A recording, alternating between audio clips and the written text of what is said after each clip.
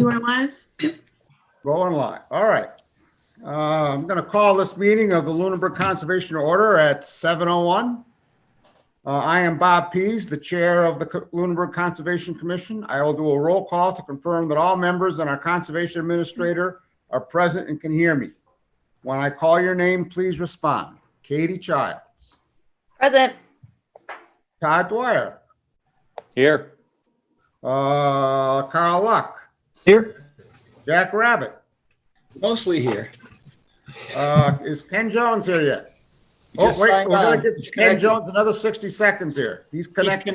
Bob. Matt, you're here, right? Yes, sir. And Richard Birch will not be joining us tonight. While we're waiting for Ken Jones to connect, I'm going to read this lengthy script. In accordance with the requirements of the open meeting law, please be advised that this meeting is being recorded and broadcast over the Lunenburg Public Access Channel. The town of Lunenburg, in response to the COVID-19, is currently following guidance regarding the virus and steps communities can take to prevent the spread.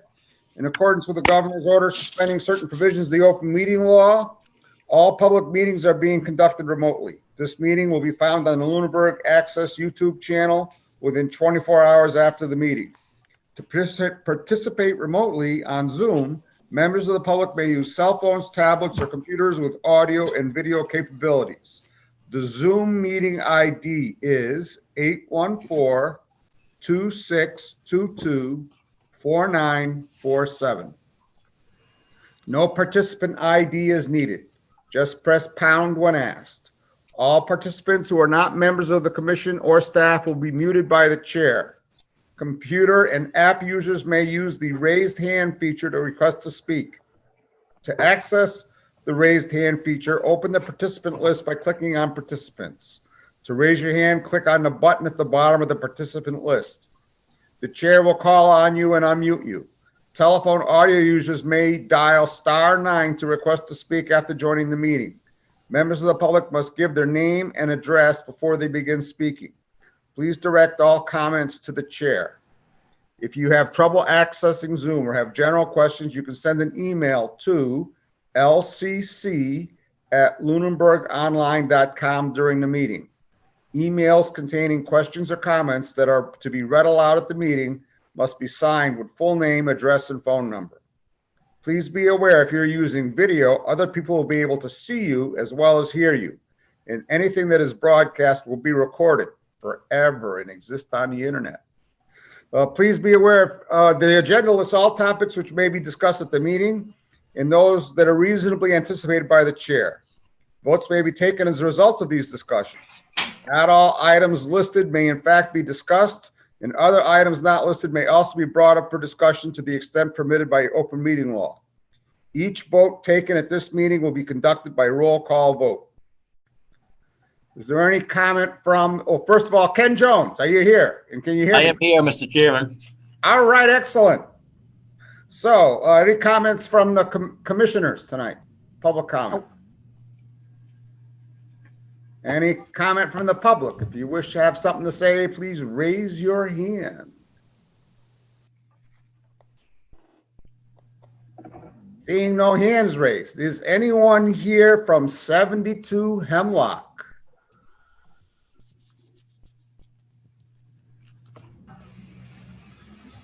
Don't see any action from 72 Hemlock, which means we will go straight into our first public hearing. Try again for 72 Hemlock. At the last meeting, I realized after the meeting was all over that someone from there came on at about 7:15 and sent me one of those private texts, but I don't look at those during the meeting, so I didn't realize until after the meeting. A continued public hearing pursuant to Mass General Law, Chapter 131, Section 40 as amended in the Town of Lunenburg Wetlands Protection and Municipal Bylaws. A public hearing on a request for determination of applicability by Renee Leblanc for work at 135 Gilcrest will be held. Work proposed is construction of a garage addition. Mr. LeBlanc. Yes. I'm going to call up your plan, or I'm going to attempt to call up your plan so everybody can see it on the screen. Let's see, 326. No, it's.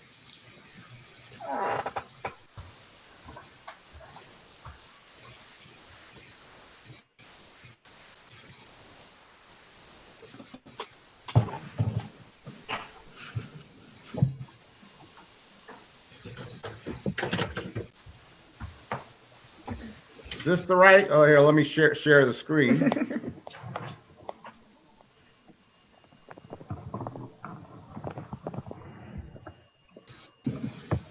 Oh, I'm looking at the wrong one. Okay, 135 Gilchrist is what we want. Let me go back. Sorry.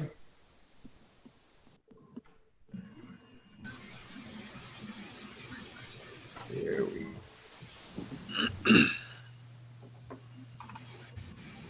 We'll try to share the screen.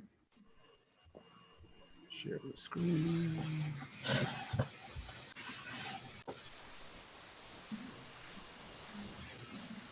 Everyone see that? Yes. Yes, sir. All right. So, Mr. LeBlanc, just tell us what you're going to do here.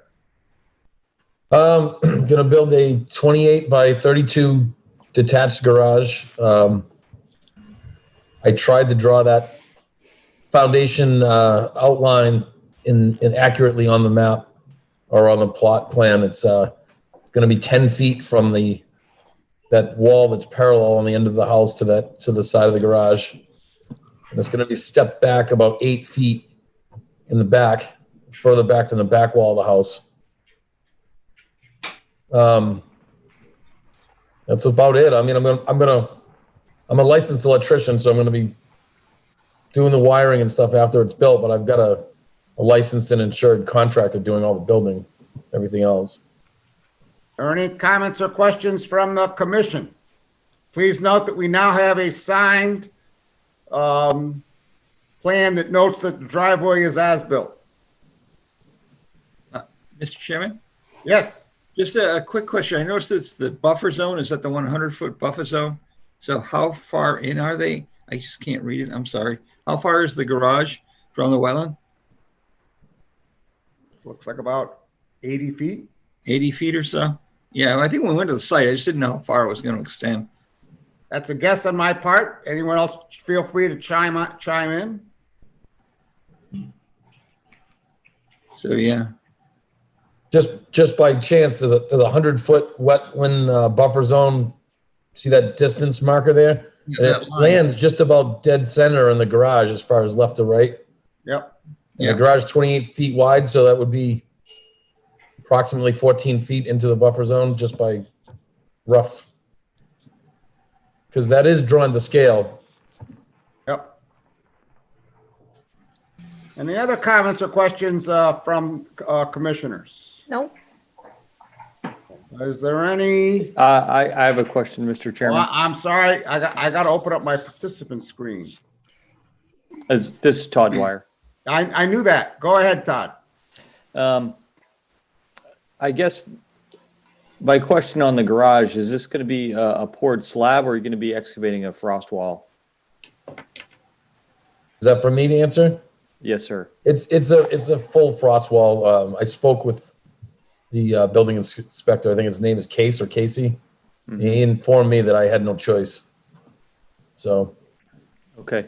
Mr. Chairman, I through you to Matt, I guess I'd like to hear Matt's opinion on this, why he thought, even though they're going to excavate a frost wall, why he thought an RDA was appropriate. Because it just touches into the buffer zone by 14 feet. It's actually, you're only talking a very small percentage of square footage that's in the buffer zone. So it's greater than 80 feet away from the edge of the wetland. Okay. It's on existing developed area. There's no trees to be removed. If anything, the amount of work he's doing is under 5,000 square feet. And actually under state regulation, anything under 5,000 square feet, greater than 50 feet out of the buffer zone, DEP gives guidance that it's okay to give a negative determination. I went by that because there were no other triggers under our bylaw, no 50 foot, no 30 foot, no removal within such that was triggered. That's why I felt an RDA was appropriate. Okay, last question, Mr. Chairman, through you to Mr. LeBlanc. Based on our site visit out there, it appeared that very little grading will be necessary to accommodate the garage because it seems to be placed largely within an existing driveway. Is that correct? Yes, that is correct. Okay. I have no more questions, Mr. Chairman. Mr. Any Chairman, other questions from the commissioners? Mr. Chairman, I'm trying to, okay, I'll raise my hand. Go ahead. I believe if I recall, there were mounds of sand backside of the yard as well as fairly close to the garage. Is that the site that I recall? All right, I'll call you back, okay? And Is that, I'm sorry, I thought There you were addressed piles- the commissioner. That's what you called me for, right? Okay. Are There you were piles addressing- of sand up against the, within the 100-foot, I think. You had, I believe, unless I got the sites confused. You, The spoils from digging will temporarily probably be closer than, they'll be a little bit closer than that wall of the garage, I'm sure. okay. Yeah. what I recall from the Jack Okay, I'll call you right back. site visit that there were no piles of dirt there. It was all flat. Yeah, I just thought they were further into the lot back over the corner, but it wasn't. I didn't- Out of our jurisdiction. But the other one, there was another smaller pile I thought was actually, but perhaps I'm wrong. As I said, I did not take a picture, just recalling the site. I just think I saw something, but if there's nothing, it's not a problem. Even if it was, I just wanted it. There were no existing piles of dirt in. None? Okay. No, there will be temporarily from the excavation that'll then be replaced back in Right. the hole, but no, there's no piles of dirt. So there's erosion control on this? Is there any erosion control? It's relatively flat, but I was not told to put any, I'm not sure if that question was for me, but it is very flat, yeah. yeah. Matt, what do you think?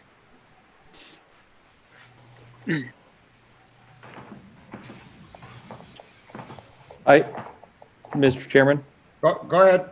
I suggest if someone makes a motion for a -3 determination, we caveat that with a line of straw wattles downgrading of the garage to address Jack's concern. I think that's a great idea. Are there any other comments or questions from commissioners? Hearing none, Dave Passios. Yes, Dave Pastios. Can you guys hear me? Yes. Okay. Dave Pastios, former co-owner of 125 Gilchrist Street, which is the lot directly in front of it to the street. Just wanted to bring to the commission's attention, and I'm not sure how far back you look when you look at approvals of this type, and I don't believe anything in the previous conditions will affect building this garage, but I just want to bring it to your attention that this property was the subject of a public hearing previous to the driveway being installed and the residential building being built. There was a concern on where the abutter property has that 90-degree corner where the driveway swings around very tightly to the property line. Up into that property at about elevation 96, there is an area that I don't think was determined as an actual wetland, but in a very heavy rainstorm, it would collect 4 to 6 inches of water. And many, many years ago, probably back in the 30s, a French drain was constructed from that area under the area where the driveway is now to a cistern on the other side, down gradient, where the cows were watered for many, many years.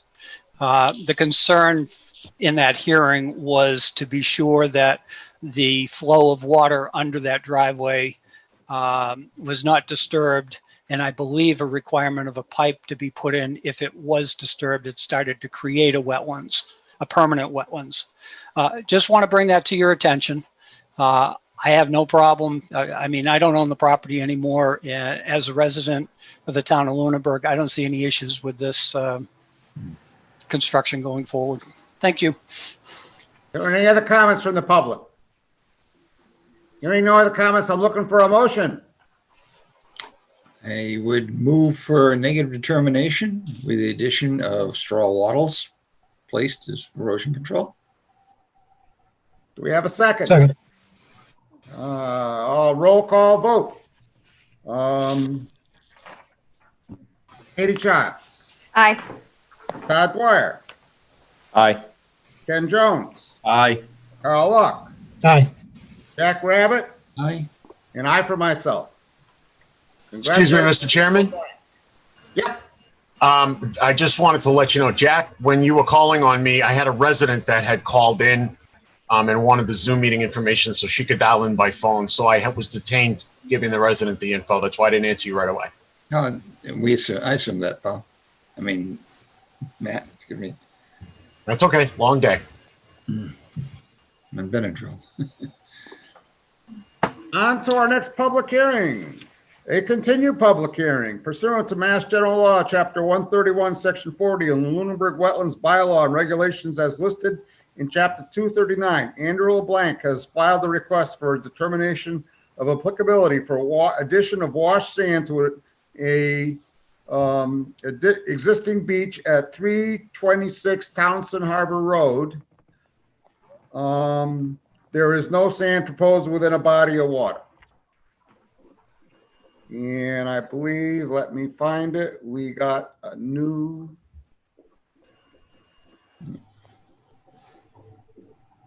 $326.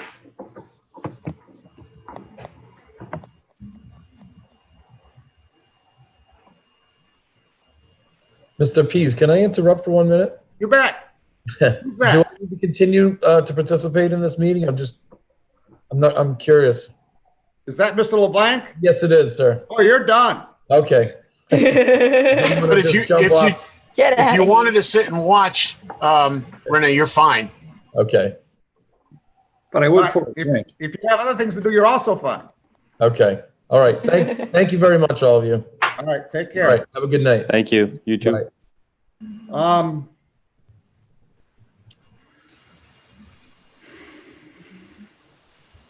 Mr. Chairman, was the question last time that there had not been a signature Yep, in a date? yep. And I believe Andrew was not able to make it because of his job and the nature of his job. Matt, correct me if I'm wrong. That's my recollection, yes. Yeah.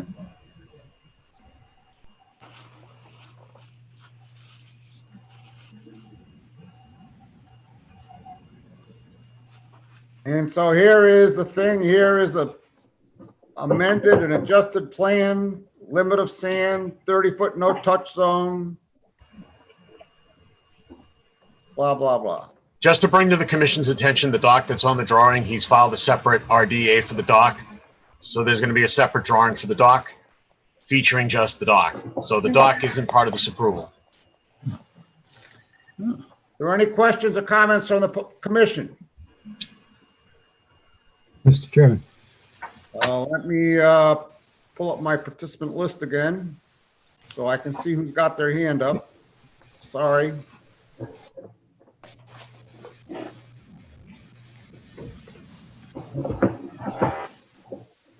Carla. Sorry, Carl. Thank you, Mr. Chairman. Fortunately, the June 17th minutes just came out and reminded me of two things that were supposed to be added to this print from the June 17th meeting. One was the 32-foot dimension to the red line to where the sand would be. And the other one was from Richard Birch, which was to add the quantity of sand that was to be added to the drawing, which is standard practice for us. So those two actions were from the June 17th meeting to be added to the drawing. I don't see them here, but maybe I'm missing them.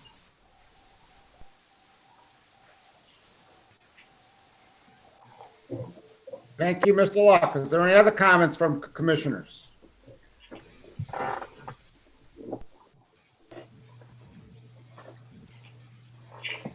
Mr. Chairman, Yeah, I can only comment with regard to actually having witnessed the size of the sand.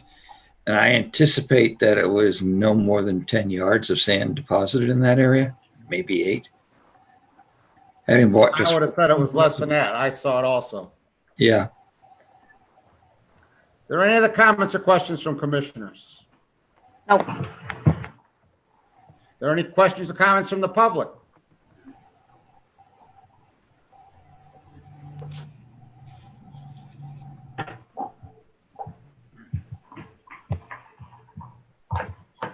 I guess I'm looking for a motion. We either need a motion to continue, or we need a motion that says the dock, with a negative determination that specifies that the dock is not included, one or the other.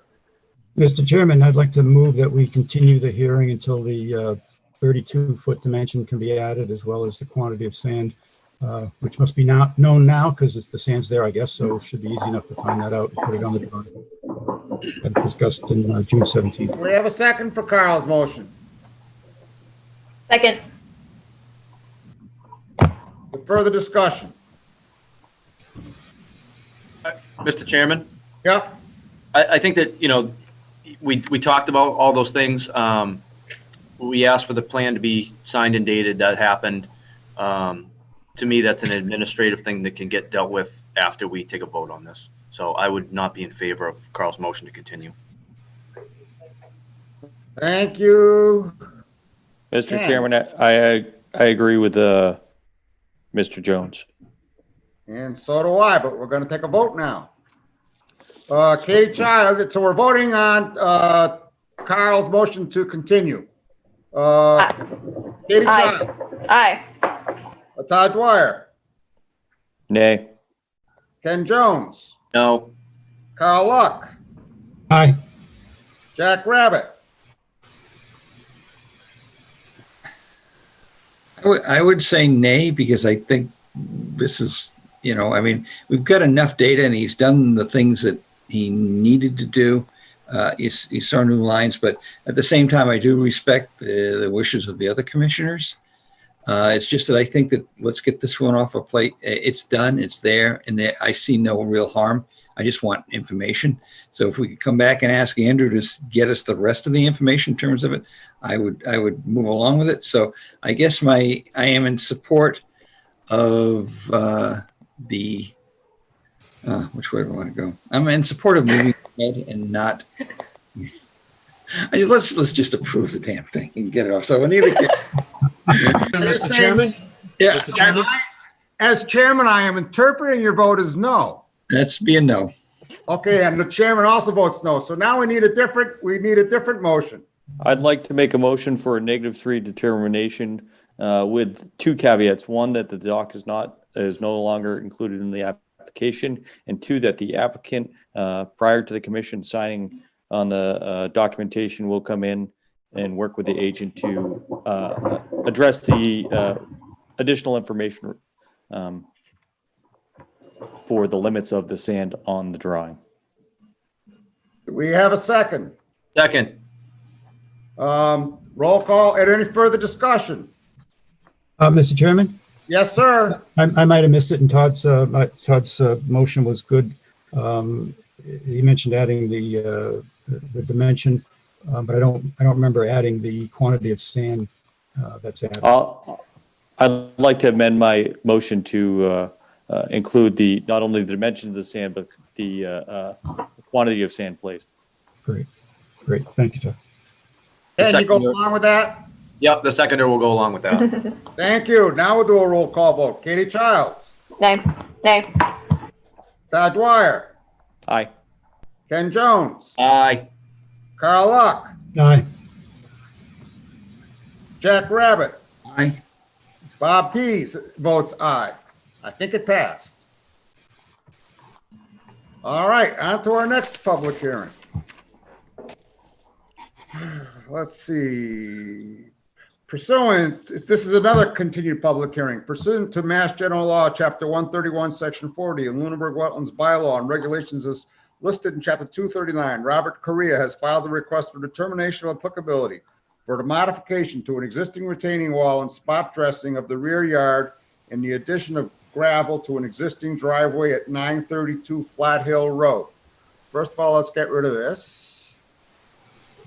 Second of all, did everyone see the memo that, and I see you raise your hand, Bob. Did everyone see the memorandum that Matt sent out on this?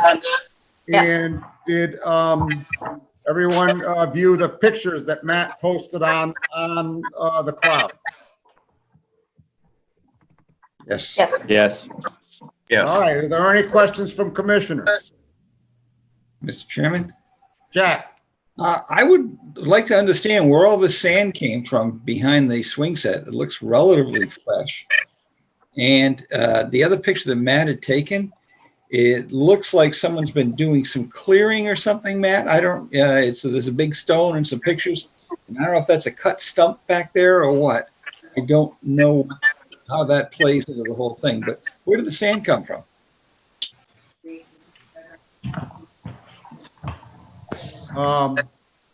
Matt, can you address that?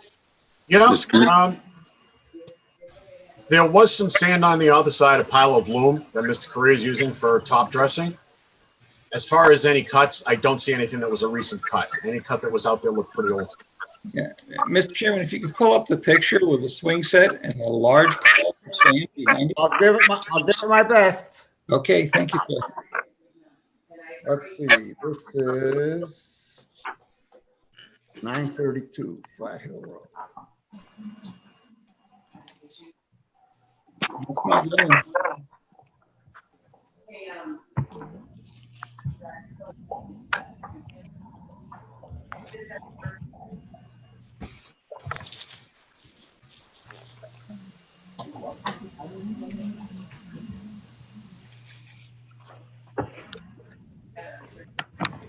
All right, let's see if I can find the photo in question.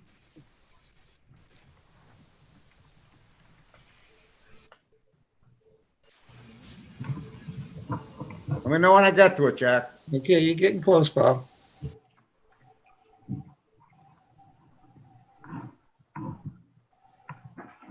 There you go. There it is.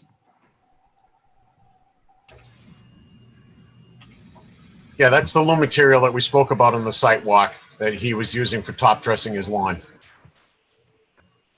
Mr. Chairman? Yep. No, that's in a completely different part of the yard. If you look at the picture that's a little further away, you see the driveway in the foreground.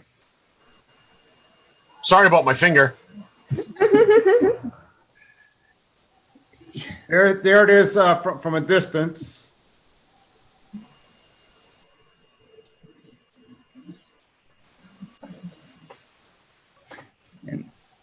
And interested in those pictures too, Matt. Why you took some pictures of that area that looked like it had been pushed back? I know during the site visit, there was a pile in this area somewhere over here. Yeah, over to the right, but But is now gone. And also during the site visit, there was also a pile over there, and he said he was going to use that on the yard. Yeah. yeah, we haven't seen the picture yet.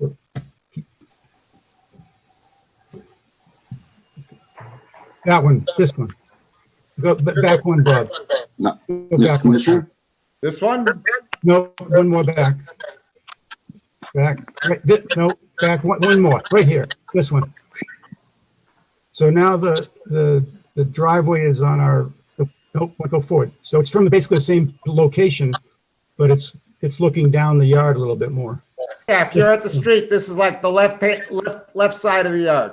Way over, yeah, way over on the left from the road. But the sand, the boom pile was behind us, would have been behind us to the right. Yeah. There was another pile over there. There were two piles when we were there. Yes, Mr. Commissioner? Go ahead, Bob. Yeah, but that pile is also from what I had dug out. I didn't want to go way far into the woods with the stuff that was right there close to the driveway. I don't want to get into someone else's property with anything like that. So I didn't want to go that far. So I just piled it up there, and I didn't want to bury the trees too far up or anything like that. So I piled it there, and I piled that stuff over there. A lot of that is all going to be used also, just to, again, fill in the low spots around the yard there. I mean, all like where my planter boxes are and stuff like that, all the roots are coming up through the ground. So I spread that stuff out and I rake it out and I plant grass. Like you can see in the pictures, it comes up pretty good. Todd Dwyer. Thank you, Mr. Chairman. So I guess to the applicant through you, so once your intent is to just keep using this piles for essentially maintenance around the yard. Do you intend to truck off any of the excess material? I can if that's what you guys desire. It doesn't really matter to me. I mean, anything that was extra, I was just going to kind of flatten out and let the weeds take it over again. That's an unused area of my yard. It was just weeds and, you rake your leaves into it and acorns. That's about it. Yep. So, but yeah, I mean, there's still, not huge amounts of area that need to be filled in, but there's still, an inch or so all around it where the, my planter boxes are and stuff like that are in the backyard. And if you're standing in the street to the left of those planter boxes, I'd like to bring that all up an inch or so just to cover the roots. So you're not mowing the lawn and stuff like that. It's pretty rough. Jack Rabbit.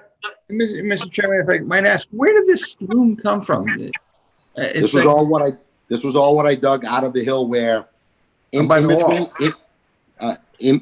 the existing driveway and the portion of the wall that was there was relatively flat already, but to where the wall was not there that I extended out, that was just a hill that went up to the edge of my driveway. It was just sloped.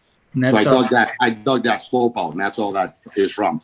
I used a small tractor, so it, I can only dump so high and stuff, So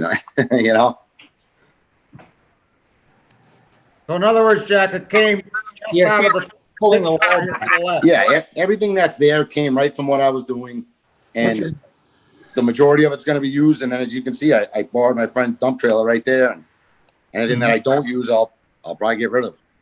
Okay. I have no problem. Carl Lock. So my only comment, and I understand where it came from and kind of where it's going to go, but in the meantime, we've got quite a bit of material piled, well within 50 feet of the river.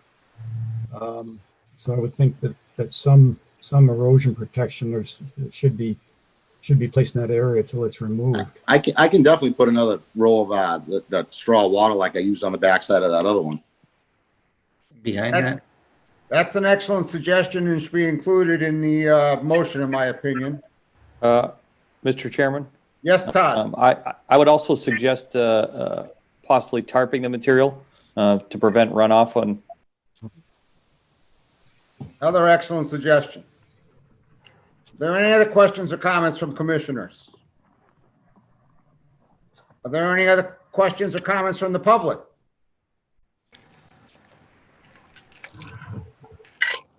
I'd like to thank Matt for his diligence in documenting the conditions since the original 2005 approval and taking the pictures. Mr. Commissioner? Yes, sir. But before, just with the tarping, I mean, this is something I'm probably going to take like over, into this fall and maybe into the spring. I mean, again, I work full time, so I'm just doing it on nights and weekends when I have free time. That's going to be pretty ugly sitting in the side yard for the next 6 months or more. I mean, some of it will get used now, but not all of it. I'm going to leave that thing tarped for the next, till spring. That's why, Mr. Chairman, through you. Yep. The reason I suggested the tarp is because if it's there long term, the tarp combined with the straw wattles will greatly reduce the potential for runoff. It'll also reduce the potential to have to separate all the weeds out when you go to use it. Yeah, that's a good point. Okay. Are there any other questions? I'm looking for a motion at this point. I'd like to make a motion for a -3 determination with the conditions that the excess pile of earth is straw wattles are placed between the excess pile of earth and the wetland, and the material is tarped until such time as it's trucked off site or dispersed through the site as described by the owner. Second. We have a second.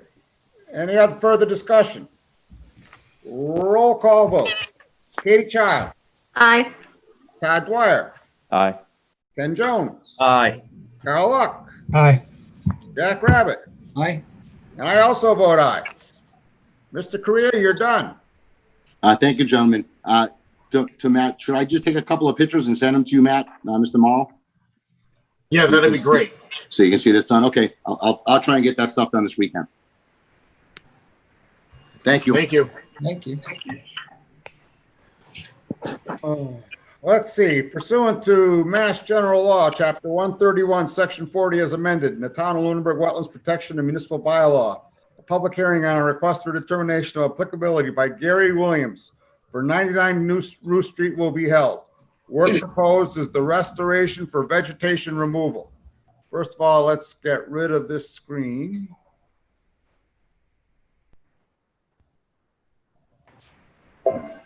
And I think this is Angie. Can you unmute yourself? I think I did it. All right. And so Angie has filed an RDA for the on behalf of Mr. Williams for the revegetation. And at the last meeting, we also said to her that so it was suggested that she file an NOI for the long-term maintenance in perpetuity of the trail. And she's also going to file an RDA for the dock and the stairs. And the plan that was submitted, let's call it up.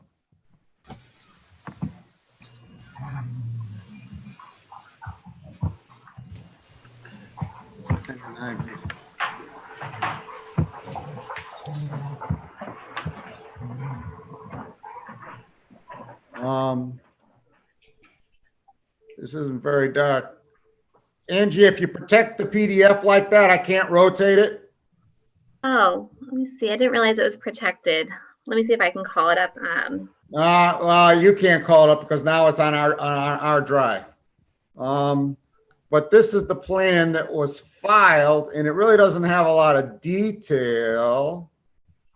No. Let me see if I can look at it a different, and it's kind of faint.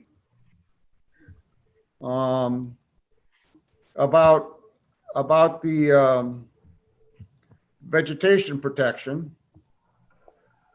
And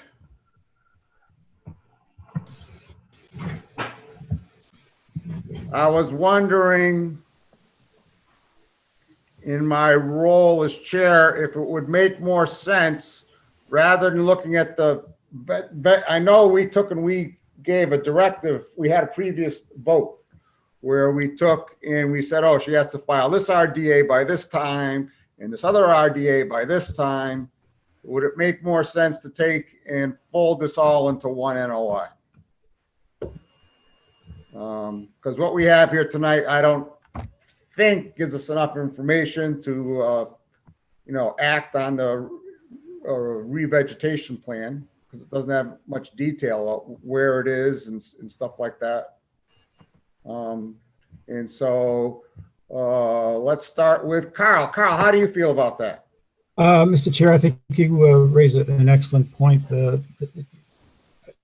I'm not hung up on the two, whether it's two or one, but certainly there isn't enough information on revegetation in terms of, how many trees were removed, so how many are being replaced, where they are. There's just really not enough detail to really evaluate that. So I would concur with your evaluation that since we need an NOI anyway, why don't we do this all at once? Todd? Todd, how do you feel about that? I agree with Carl. Jack?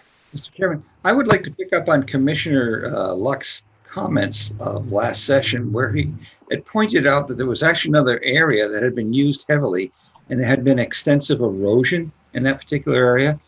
And it was thought that perhaps we would relocate this to preserve that area and move the stairway and the dock over to that heavily eroded area. And I think that's what you said, Carla. That would. See, but Jack, I'm going to interrupt you right there for a minute. Yeah. That's my point. That's not part of tonight's discussion. Tonight's RDA is just about revegetation. And to me, it makes no sense. And to start talking about something that's not the subject of tonight's hearing, to me, that's why I'm proposing to the commission that we do this all in one comprehensive NOI. Okay, and I anticipated that when we talked about all as one, we could resurrect what the idea that Carl had. I'm fine with it either way, Bob. I just like to see us follow through on Carl's, or at least get a discussion around that possibility. Hey, Katie? I agree. We should wait till we have all the information. Ken? I guess in theory, I agree with that we should wait until we have one. But as far as I remember, we asked them to do the filing like this at the last meeting. We did. So now tonight we're asking them to do something else. So I feel like if that's what we wanted at the last meeting, we should have asked for that at the last meeting. And now they're here tonight with what we asked for, and we're asking them to do something different. So I guess I have an issue with that. And I agree with you, Ken, on the one hand, but on the other hand, when I look at, if we were just to look at revegetation, which is what we asked them to do for tonight, Right. In my humble opinion, there's not enough information there for us to really do anything about it. So we'd be continuing that anyway. Okay. And she's already working on the NOI. And so why not do it all in one? Because I believe Carl was talking about maybe some alternative ways to reach the peninsula, and to me, a comprehensive approach is the right way to go about it. I guess I don't disagree with that, and I guess I think maybe in retrospect we probably should have asked for that at the last meeting. Angie, you're the person who really. How do you feel about all this? Hi, Angie here. So, I do understand the concern about wanting, an NOI for the maintenance and obviously of the trail, and even the restoration of that area that's highly degraded. I do have some concerns about moving the dock as well as the stairs to the degraded area. Because my concern would be that if it's so heavily degraded, we haven't really had a chance to evaluate if it would actually be a good place for the dock and stairs. It might be better for that place to regrow and have a chance to revegetate, renew the soils, renew the root systems there to stabilize it, rather than put weight and pressure and more damage to the area possibly. Also, I do know we haven't opened up the dock hearing, but I do know that Gary, he really wanted to kind of clear out his enforcement. He doesn't want to have to. He feels bad. He doesn't want to be in this position where he feels like he's in violation for his lot. And we have no problem roping in the NOI with the restoration. When I went out there, I did count about several tree stumps that look like they were fresh cuts, all ranging, about 8 inches, a little bit larger to like 10 inches. And so I did make a list of different tree species that we would want to plant out there. I'm going out there this weekend to flag different areas that'd be beneficial for each species. Unfortunately, due to the weather, kids, work, and getting in contact with the engineer for a survey plan, it's been a little difficult this time of year for me to get anyone on board. I finally contacted an engineer who will be doing the notice of intent, and I'll be assisting them for the maintenance of the trail, and we can most definitely rope in the restoration plan with that. I do think that Mr. Williams would like to keep the dock and the stairs where they are. It's in a shaded area. There was no vegetation in that area that he was altering to put it in there. And then another valid point, I think is a really valid point, is that while that area that is degraded and eroded, that is obviously a resource there. There's obviously wetland vegetation, lake vegetation there. It's a real lakeshore vegetation. And I don't want to sound unappreciative, but I don't know if that restoration area really equals to the work that he did with the trees. I think that would be more of a much heavier enforcement than for the several trees he had cut down. Obviously, it is up to the commission, but that's just just looking at from my own experience and looking at the area. He does want to restore the area. He does want to stop the erosion. It is his property, but I just would hope that the commission would keep in mind that that's obviously a much larger taking than cutting down a couple the trees that he had cut down. Matthew. Well, in looking at the, excuse me, in looking at the situation, I have to agree with both Bob and with Angie. And honestly, Jack and Carl, some of the concerns that you have expressed, it sounds to me like she's being very cautious in her approach and thoughtful in taking your concerns into account. And I think we should just let the process play its course and allow her to work with the engineer. And, sounds like she's got some good, thoughtful, creative ideas as far as getting all the birds done with one stone with our enforcement, restoration, addressing the dock. And I think that can be probably all rolled up into the NOI package, but of course I got to leave that to the commission's decision. But I actually have to, express support for her approach. And I actually, I can see her point with the degraded area, and I actually appreciate the thoughtfulness. It's a perspective that a lot of people that we wind up having to do restoration work don't take. So that's just my usual 2 cents that is more like $2 in length. So User 978-582-9379. Good evening. This is Jim Lavoie from Flynn Road. Hi. Hi. Mr. Chairman, can I ask a question? I'm a little confused with the process here. Are we talking about extending the replication plan to another meeting, but we're still going to have the discussion on the enforcement action later in the meeting, or are we combining them together? Oh, that's what this started out as an enforcement action. That's correct. On the dock. Action then, this started out as an enforcement action. From the enforcement action, we then directed the applicant to file 2 different RDAs. One for the revegetation plan, which they submitted tonight, and another one for the dock. And then at the last meeting, we said, oh, by the way, you should also file an NOI, or I think actually the applicant suggested, they file an NOI so that there would be a perpetual plan, for the maintenance, of the trail. And so it more, and then tonight, looking at the revegetation plan, it was my initial reaction that there wasn't enough information to act on it tonight. And also, to me, it didn't make a lot of sense to take and do the revegetation plan absent knowing if there was going to be a dock and stairs and where they would be if there was going to be a dock and stairs, and or if there was going to be a different way to get onto the peninsula.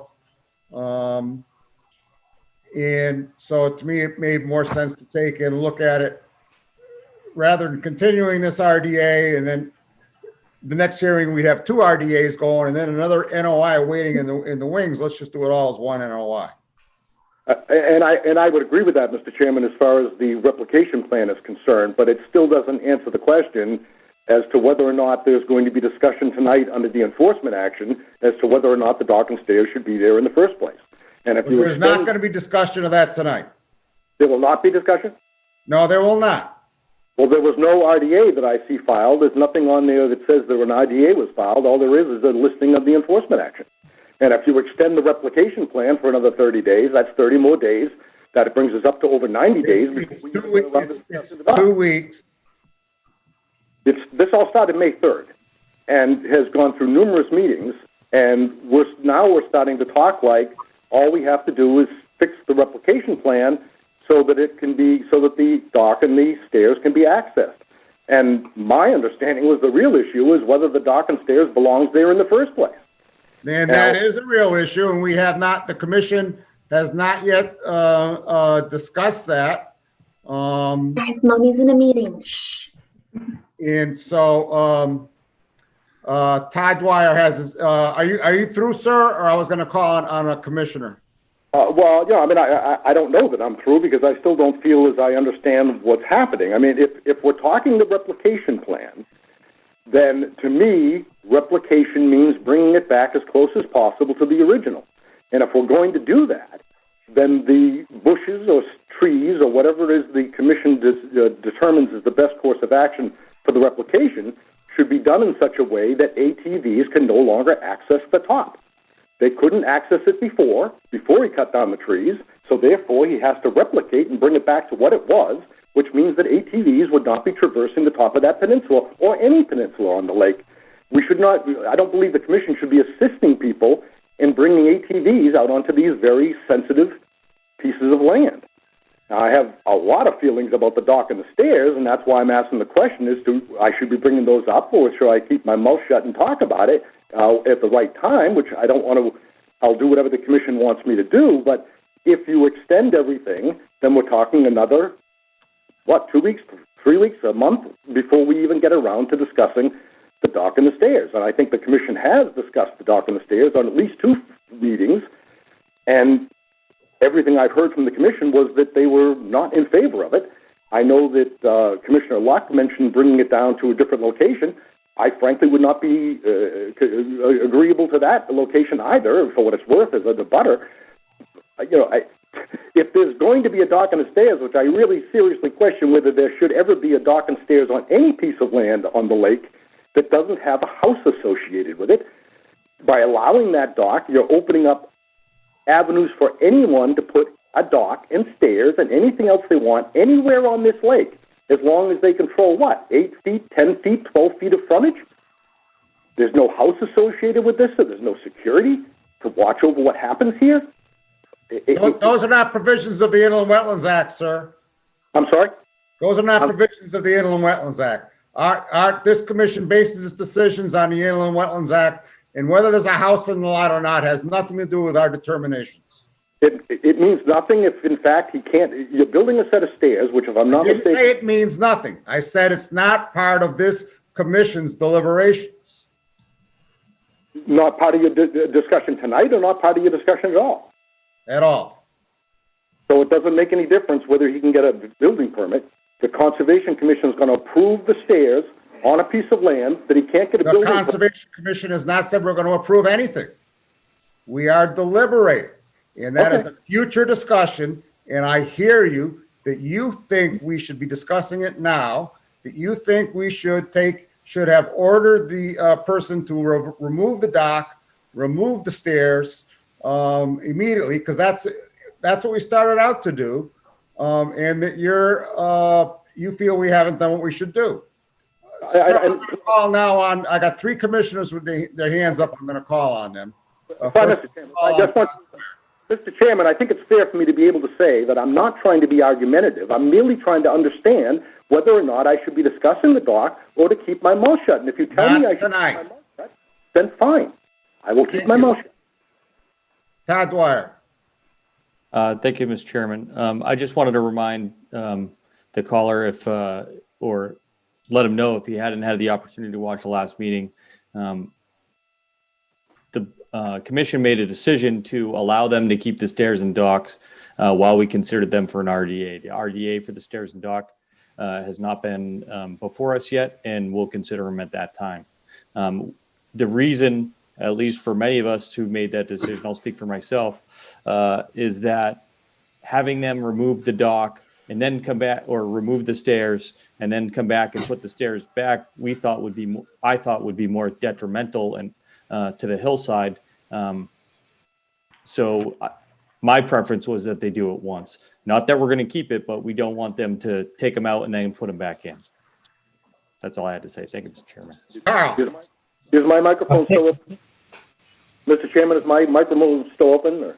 It is at the moment. You keep talking when I haven't called on you. It won't be. Well, Mr. Chairman, I'm merely asking the question. Carl? Mr. Chairman, thank you. Regarding a comment, I'd like to make a couple comments. One is the comments by the gentleman on the phone. To his point back, he is somewhat correct. On June 3rd, when we addressed this violation, June 3rd, we directed the owner to remove the dock and stairs. And I emphasized and made want to make sure it was clear at that time. Since then, as Mr. Dwyer said, there's been a rethinking of that, due to what's going to do more or less damage. I just wanted to, Ken Jones is very good at reminding us that, we create some of our own problems by not having clear information early on in the process. So I would like to just, if you bear with me, just a minute on, when I mentioned perhaps moving the stairs, it wasn't because I support the stairs. As I made my public comment last week, I'm very concerned about this trend towards putting stairs and giving access to property that's really not for any other use than to access the lake and land that shouldn't be overused anyway. But my purpose of bringing up perhaps moving it is if the commission does decide that the docks and stairs are appropriate if they're done correctly, just to start a discussion and thought process of maybe there's a better place. If those stairs hadn't been there and they had come to us in advance, and we have approved stairs, I regret to say, in these cases, I doubt that we would have chosen that location. And that's the real thing hanging us now is, so if we did consider another location, that one that's about 50 feet down, that is so eroded and destroyed, it's going to be a major problem to bring back to life. And putting the stairs there might actually help that and stop some traffic. And the other issue that the applicant should take into consideration that will be discussed when we get the NOI is the location of that dock being, I don't know, maybe 20 feet from the point that you have to hug because that's the deep part of the peninsula. You have not only the dock sticking out, but I drove around last week just to see when there's a boat docking there, you've got a very slow moving boat that's out 40, 50, 60 feet in the water and people come around that corner. So getting it off that point is another advantage to that. So that's why I'm interested in looking at that area. Not that I would support a dock at all, but we need to have this discussion. Before I call on Mr. Rabbit, I just want to let the caller know I will be unmuting you after I've heard from the commissioners, but I did mute you because you didn't stop. Jack Rabbit. Thank you, Mr. Chairman. To build on Carl's point, I had observed that, that it's an interesting location. And in the evenings when it's a little darker, it represents a potential safety hazard, especially where it does narrow like that. And I was suggesting that in order to preempt or support the next discussion, I would be very interested in hearing what the folks from Lake Shirley Improvement Corporation have to say with regard to that location. Do they believe it's safe or not? I would love to hear from the folks that are theoretically overseeing the lake and in that matter. So if we could invite the Joanna and such to talk to her folks and see, is that a safe location? And so that's my 2 cents, Bob. Thank you. Thank you, Mr. Chairman. All right.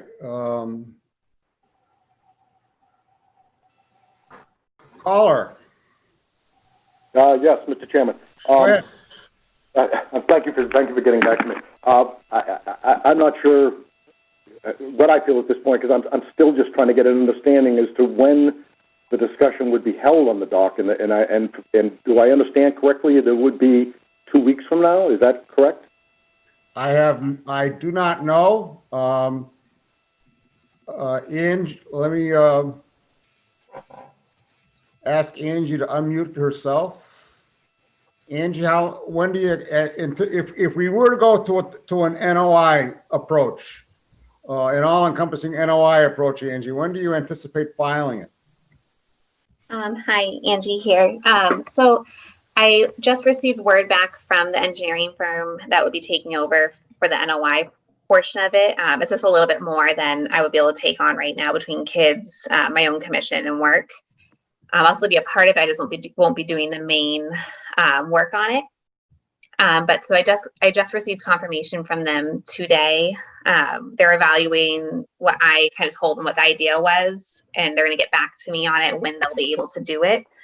I just wanted to clarify, I did file the RDA for the dock and the stairs. I just want to make sure I clarified that as well.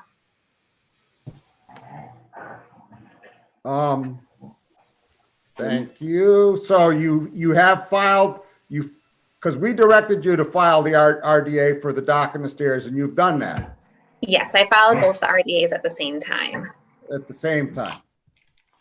And right now, we're just considering the revegetation one. Yes. Mr. believe- Chairman? Matt, No, it was Jim Lavoy, Mr. Chairman. go ahead, Jim Lavoy. Well, my question would be if in fact another intent was filed, why isn't it showing on the agenda? Why is it showing as an enforcement action? If there were two filed, There are many things on the agenda that also show as enforcement actions. Once we start an enforcement action, it continues on the agenda, whether we're going to deal with it as an enforcement action that night or not, until we're done with it. And so I appreciate that, Mr. Chairman, and I understand that. But my question was, if two applicability applications were filed, why is only one showing on the agenda? The only one that because shows. only one was scheduled for tonight. The other would have been scheduled the next meeting. Okay, I didn't understand that. I thought they would both be looked at to see. Filed them both at the same time, but one was advertised for tonight. The other would have been advertised for the next meeting. And may I make a comment regarding the recent comment regarding the LSIC? Yeah, go ahead. My only comment on that would be that, I think it's apparent to all of us that the only agency or commission or group that has any control at all of what happens down here is the Conservation Commission. And it's one of the reasons I've been a big proponent of the Conservation Commission, and I've always tried to deal with you and everything I've done on my property, because the LSIC, even if they had good intentions, have no authority and have no enforcement abilities. The selectmen, from what I understand, have pretty much made it clear they want nothing to do with it. So that leaves us with you, gentlemen and ladies. You're all we got. And so to me, going to the LSIC or talking to anyone else really doesn't do much good. But thank you. Thank you very much, Jim. Matt Murrow. Yeah, just to clarify, Mr. Chairman, the motion you guys made on June 17th was to have the two determinations filed by a certain date, which she did. Actually, one of them was early. You wanted one scheduled for this meeting and one scheduled for the next meeting. And apparently now that approach is going to wind up changing, but I just wanted to clarify that. Angie. Yes. Excuse me. So I just, I agree with everything the commission is saying. I do think it would be important. Guys, I'm in a meeting. I'm so sorry. That's Hold on. I'm so right. sorry.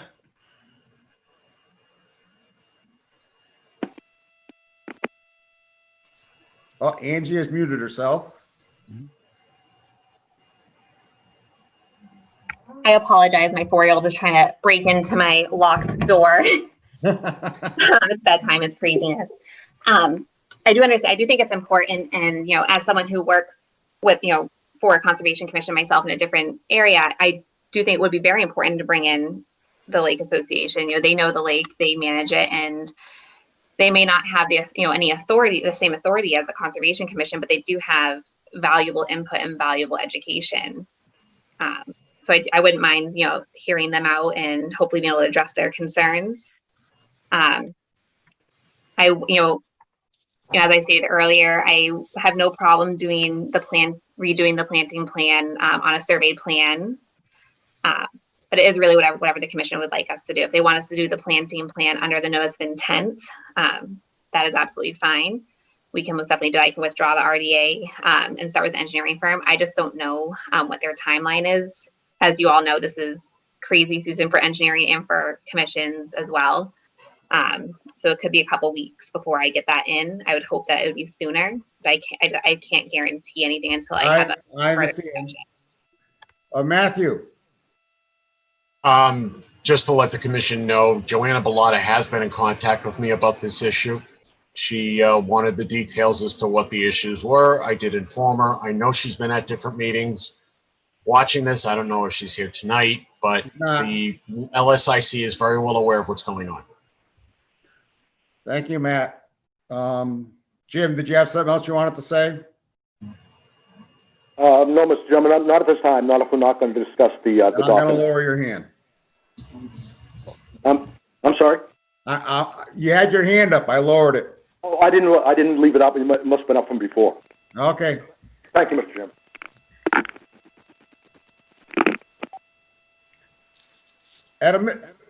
To me, tonight we have we can do one of two things. We can just continue this hearing to the next time, or we could take and ask Angie if she wants to withdraw it and do it all as part of one NOI. Anybody have any thoughts on that? Angie. I apologize. I'm having trouble with my computer. I can't lower my hand or raise my hand when I want to. Right. So I apologize.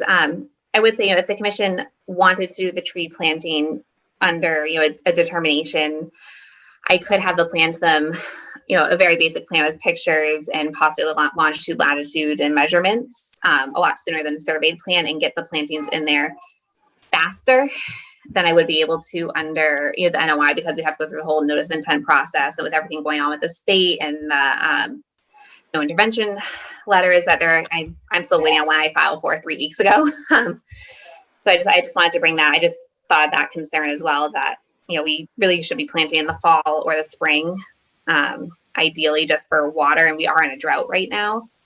Hopefully we'll be coming out of the drought, and a lot of the species I did pick are drought tolerant, sandy soil tolerant, they're slope tolerant, they have great root systems. But that just kind of popped in my mind just as another consideration. Carl. Yes, Mr. Chairman, thank you. Yeah, I like what I just heard from Angie.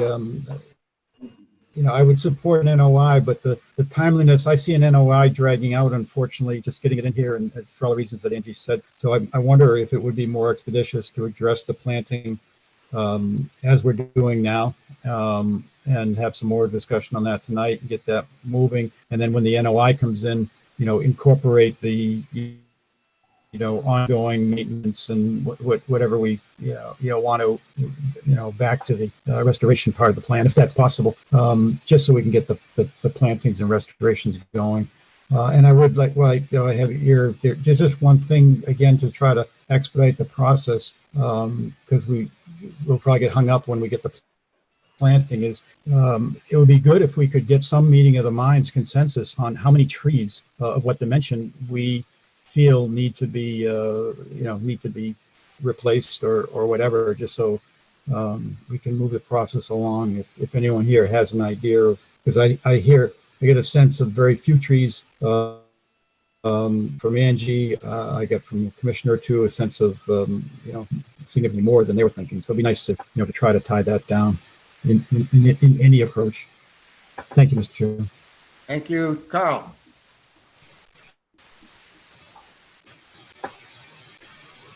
Matt, you got your hand up? Yes, Mr. Chairman, I just wanted to say I agree with Carl, and I agree with Angie's approach. I think it's considering the DEP obstacles that we have right now due to the pandemic, addressing the replanting now under a determination and a planting plan wouldn't be a bad way to go, and it could keep the process moving and moving positively. So, I mean, I agree with that thought process. Jack? Just, Mr. Chairman, thank you.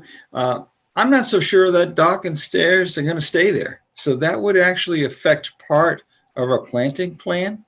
I don't see, where the potentially the 2 weeks that we were, delaying would cause a significant impact with regard to replanting.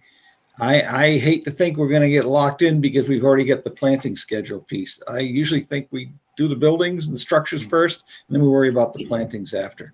And I'll go either way, but I think it's a little bit backwards.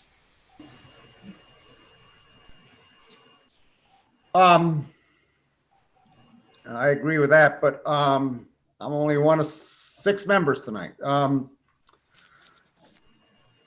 So has everyone, I guess what I'd like to do then is poll each member and ask them what more information they would like to see from Angie at the next meeting on a planting plan. You know, it's like I've heard from Carl.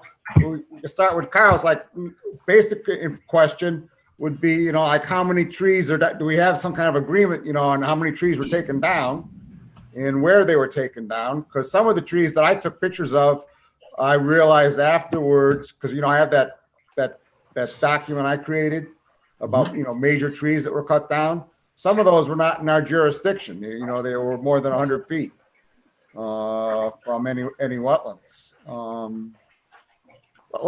So I'm going to go around the horn and ask everybody what they'd like to see.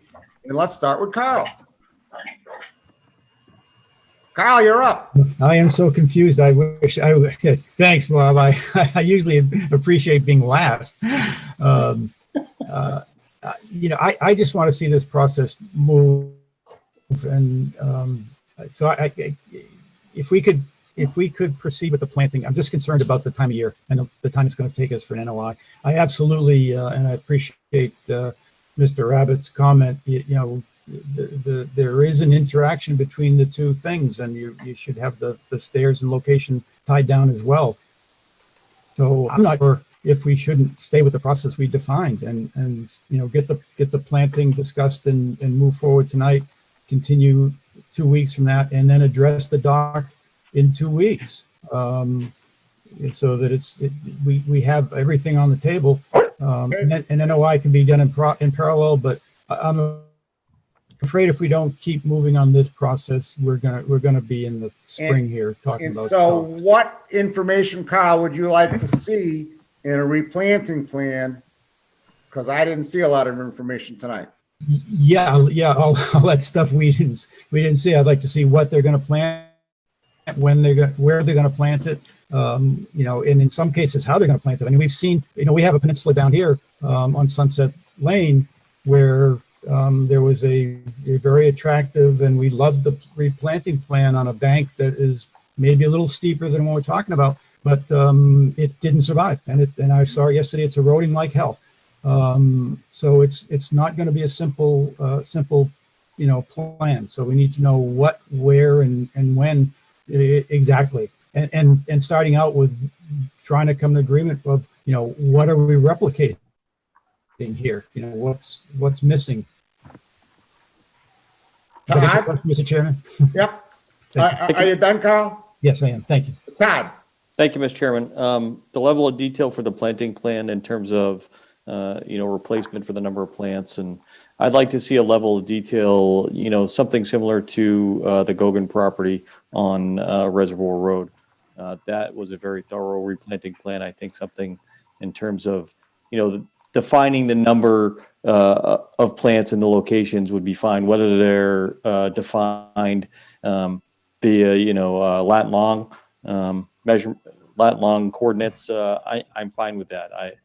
As long as we have a list of what plants are going to be planted in a general location that we can verify, I'm fine with that. And to Angie's suggestion that we keep with the RDA vehicle due to some of the obstacles we have at DEP at this time, I think I'm fine with that as well. So I'd like to move forward. I think if Angie could work with Matt to, you know, have a better feel for what the level of detail that we would need, I think that would be very helpful. So for the next meeting. So, I mean, I'd be in favor of continuing to the next meeting. Thank you, Matt. Katie? I think it's a very good discussion. Everyone's making great points. I personally would like to see, Angie had a few options in the RDA, but I would like to see kind of what Todd was saying, just a list of species that should be put in, whether we want specific ones, we can discuss it later from what she comes with. That maybe some wildflower mix, I think, was in there. Her plan too, like to see that, and also a general area, like Todd was saying. But yeah, I agree that we should get a move on with the replanting, just in case the RDA or the NOI process does take a month, however long it takes, just to get a move on that. I'd like to continue tonight, maybe get that list for the next meeting. Thank you. Ken? Yeah, I agree with Katie and Todd. I think, the planting plan needs to get moving. And I think that, we've got some specifications in our bylaw that should be a guidance for the applicant for the replanting. I mean, we've got numbers in there, so let's hold their feet to the fire with what's in the bylaw. And, let's see it on a plan, and we can either approve it or we can ask them for more next time when we actually see a list and a schedule and a plan that we can look at and vote on. Thank you, Ken. Jack? I'm with Ken, Todd. I'm with you folks in terms of, yes, let's see some details. Let's see a map, a layout of where things are going to go. And let's get that discussion going, and let's stay with an RDA for now and see how far it'll take us. But hopefully we're doing the other thing at the same time, such they all come in about the same time. Something lasting. And speaking for myself, I'd like to see, to me, the very first step, I agree with Carl. The very first step is to take and create a sketch or a map that locates where trees were cut down and identify what trees were cut down and how big they were based on the stumps, and based on the pictures that I took. The pictures I took were in, were in order from one end of the peninsula to the other. And then identify the species. And I think after all this discussion, I take back my initial idea about, folding it all into one NOI. And I think, if we take and Angie comes in with more information next week and we do the RDA next week concurrently with that, it could all work. And we could avoid the whole thing about we're waiting for a DEP number and all that other stuff. So I'm looking for a motion to continue. Angie, do you have anything to say before we take a motion? Jim Lavoie, do you have anything else to say? No, Mr. Chairman. Just again to make sure I understand. So in 2 weeks they'll be discussing the dock and the stairs and the replication plan as two separate items, but on the same night. Is that correct? That is correct. Thank you, Mr. Chairman. I think it'll be August 5th is our next meeting, Mr. Chairman. Yes. Yeah. August 5th. Thank you. I'm looking for a motion. Mr. Chairman, I make a motion that we continue this RDA hearing until our next meeting on August 5th. Second. Further discussion. Katie Childs. Aye. Todd Dwyer. Aye. Ken Jones. Aye. Carl Luck. Aye. Jack Rabbit. Aye. And I for myself. So we'll see you from 2 weeks from, we'll see you on August 5th, Angie. Good luck with those kids. Thank you so much, guys. Yeah, they're a little crazy. Thank you. All righty. Good night. Good night. All right.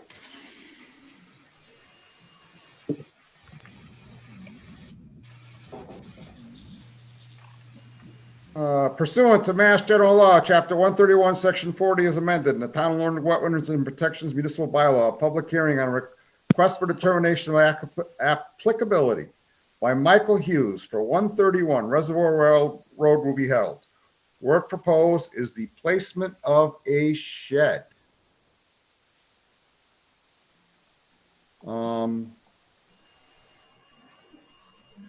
Mike Hughes, there you are. So Mike, I'm gonna try and call up your plan. Sure. Let's see, this address is It's 131. 131 Reservoir Road.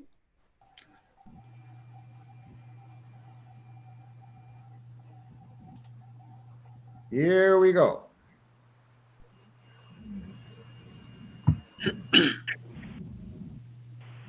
So as I understand it, you're putting a shed in an existing disturbed area as shown. Yes, I can't see your screen. Oh, I'm sorry. I don't know if we're gonna. That's because the chairman is a space cadet and has not yet shared the screen. How's that? Perfect. All right. Yep. So I'm sure everybody remembers a couple years ago, we found out that when these houses were put in, the lots on 1 through 4 were overdeveloped. And then last year, after a lot of back and forth between the homeowners and the commission, we came up with a restoration plan that made the homeowners happy, made the commission happy, made the future development happy as well. So that was put in last year. Everything survived. I understand it was as-built in November, and the commission accepted the as-built. So now that all the dust from that has settled, what we did when we were doing the restoration was I had carved out a piece of the over-disturbed area, and I was going to leave and essentially put a shed there. And the way I got around that was I provided additional restored area on the side of my lots to offset that. So what I'm looking for now is, now that all that's behind us, is putting a shed in that area that we had carved out.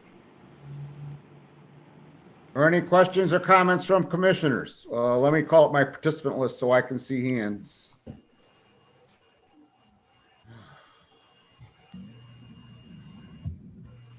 Todd Dwyer.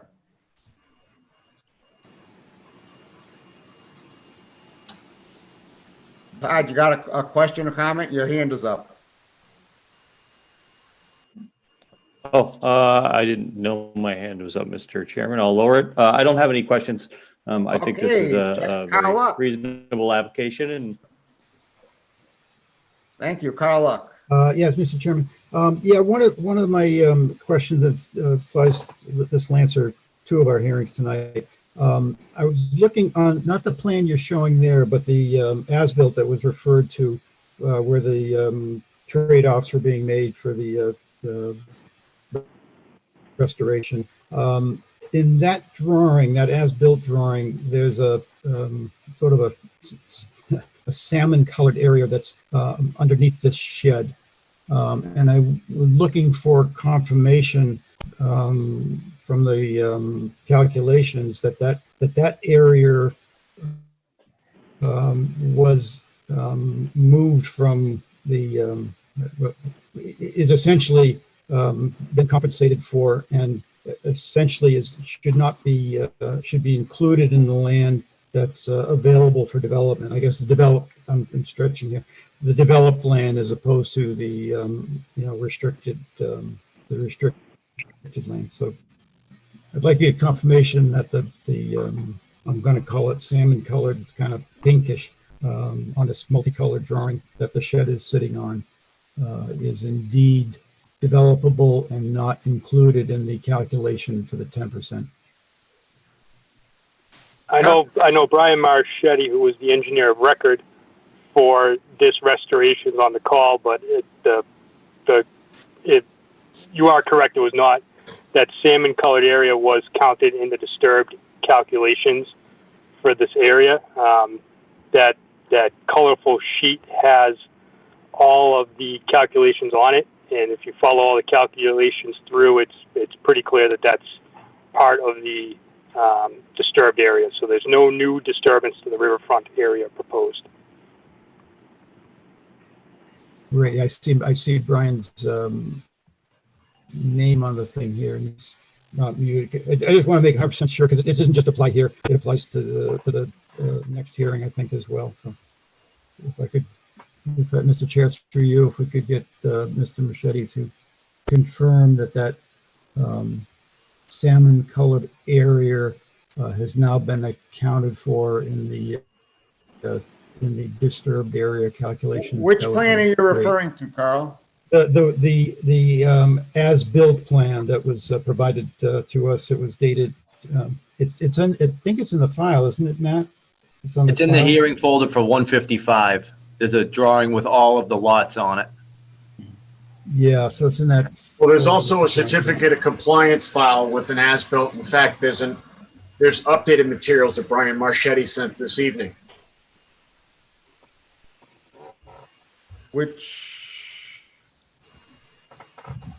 This one?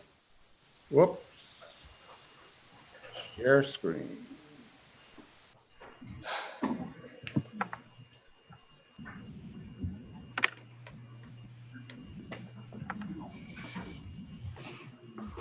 If I'm unmuted, I could speak to this. Go ahead, Brian. Oh, you can hear me. Okay. I don't know I was unmuted yet.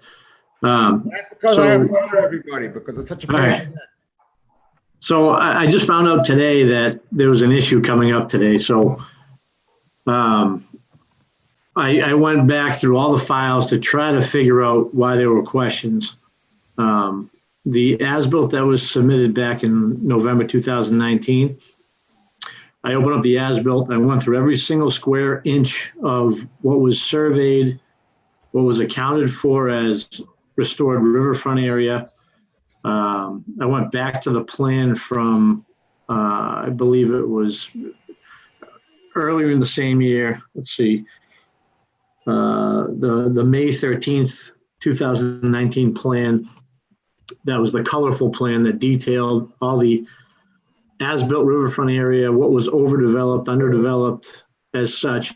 That was the plan that got us back to determine exactly the square footage of riverfront area that we were going to restore. All that work was completed in June, July. It was all restored. It was re-surveyed,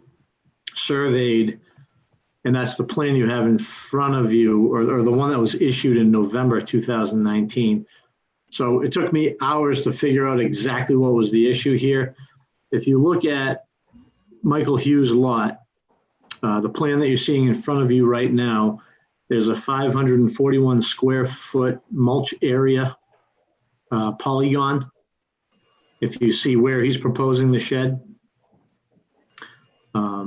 if you guys can see what I'm talking about there, that one polygon, the way I set up my AutoCAD file was per lot. So it was, in my files, it's lot 1 through 9. So on Mike Hughes' lot and Dan Ruddy's lot and everybody else's lot, it was lot 1, 2, 3. I had riverfront area to be restored, as-built riverfront area. That mulch area was proposed to remain. So Mike Hughes is correct in stating that we accounted for that area to remain. So what happened was, in the final as-built, if you pan over to Mike Hughes' lot, you can see that little, it's a skin-colored, tan-colored rectangle in the back where he has his shed. That area was to remain. So the surveyors went out, we gave them the exact line work, they staked the entire thing out, and we restored basically everything on this plan that's yellow. When it was as-built, it was as-built correctly. Mike Hughes and Dan Ruddy's, where they show their sheds, was to remain. It was not included in the restored riverfront area. When I created the as-built plan that I stamped and signed and certified and submitted to you guys back in November, the block that showed the mulch area to remain on Michael Hughes was frozen. So if you look at the as-built I submitted back in November 2019, it just didn't show the block as to remain as mulch area. Every single square footage outlined on that plan is correct. So the restored area, everything is absolutely correct. It just didn't show that mulch area block on the as-built. So I sent an email today to Mr. Pease and to Mr. Morrow, detailing everything I'm just talking about right now, showing the as-built, showing the square footages, the numbers, everything checks out 100%, except on the final as-built plan. It didn't show the little mulch area to remain on Mike Hughes' lot. But those square footages are 100% accounted for. They're correct. There's nothing wrong to the square foot on the calculations of what was restored. And if you look at the plan, we restored so much riverfront area so that there was 18,900 and whatever left to develop for the back of this parcel. I've already come to you guys last year to permit that. We're really only impacting 16,000 and change. So we're still underneath that 10% threshold with what's been restored on the lot for lots 1 through 7, and then for what the future development will be for the back lot. So we're still underneath. We're still the as-built plan that I submitted today. I corrected just that one little rectangle that was on Michael Hughes' lot to show that it is mulch area. It is not restored riverfront area, but none of the square footages on the as-built plan changed. It was simply when you work from model space to paper space, one of the layers was on a no plot layer and it didn't show up. So it was 541 square feet out of almost 1 million square feet on that front 20 something acres. Unfortunately, it was the one block that Mr. Hughes is coming to you to permit a shed on tonight. But so just want to be crystal clear that nothing changes on the as-built with respect to square footages and riverfront area of what was restored versus what was disturbed. Thank you, All Brian. those numbers stay the same. It's just that one block shows up now on the as-built plan. And I did stamp and resubmit a revised as-built plan today. Thank you, Brian. You're welcome. Jack Rabbit's had his hand up for quite a while. Thank you, Bob. No, actually, you answered the question, the first question. Other than that, I didn't have a problem as long as that met that. Thank you, Jack. Carl, you got your hand back up? Yeah, no, just to confirm in layman's terms, so that sort of flesh tone color on this entire drawing, Mr. Machete, is not part of the restored. So as far as we're concerned here, that different color could be red. Yes. So it's developable. All of those flesh colors are developable. Yes, the only area here on this plan that was restored is what you see in yellow. The rest can remain. They can do whatever they want on it. Beautiful. Thank you. That's what I was looking for. Thank you. Yeah. Thank you. Any other questions? Comments I have one other question, Mr. Chair, on the as-built. Sure, go ahead, Carl. And it relates to, and I don't remember, I didn't think to look for it when I was on site. Hopefully it's all okay. There was a requirement when we took the vote on, I forget the date now, to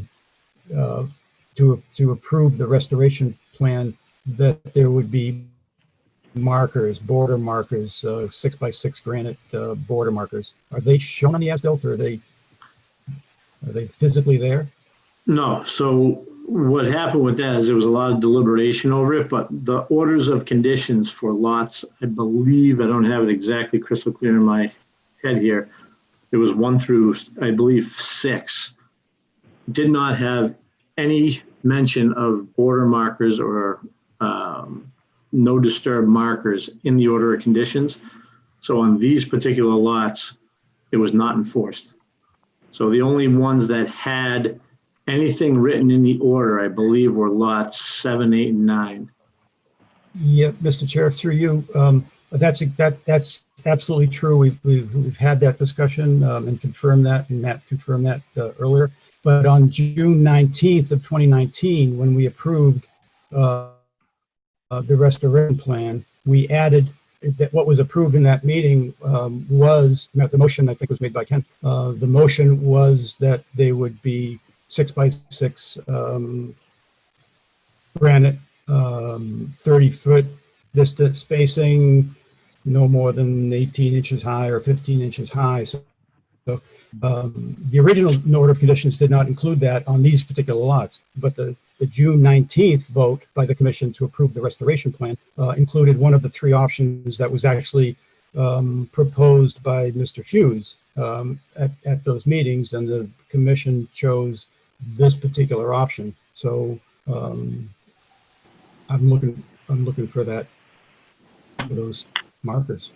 I would honestly need to see that, because we discussed that even after the fact, and we were told, because they wanted to plant dogwood trees as opposed to markers and granite markers, and we were told, I believe, I don't want to put words in Matt's mouth, that it was not required because it was not in the order. in the original order of conditions. I'm gonna Those call markers were not planted. Matt. Okay, so it was brought up subsequently after the June 19th vote because it was discovered later based upon an inquiry from, I believe it was Rich at the time, whether or not the border markers actually applied to those lots, and it was discovered that it didn't. The granite markers that were approved were to be done in lieu of the boulders. So if anything, lots 7, 8, and 9 is now changed because there's a different order of conditions on it. Lots 7 and 8 are the ones that actually would require the border markers on them, the granite border markers. Mr. Chairman? Go ahead, Carl. I don't know I don't know if another vote was taken. There was a vote taken on June 19th, 2019, that those border markers were part of the approval. So if there's a subsequent vote that undid that because there was a mistake made, then great. We just need to find that document. But at the vote that approved this included those border markers for these lots, these 3 or 4 lots that were addressed at that time. And I think and I remember the discussion. There was a lot of discussion over it over many weeks. And I looked at all the. Carl, I think this discussion. This is an application to put a shed in an existing developed area, and I think we've established that. Okay, we can continue this when the cert comes up. I hear what you're talking about, but I think it belongs under the later agenda item where we're going to talk about the certificate of compliance for, farther down on the agenda. Fully agreed.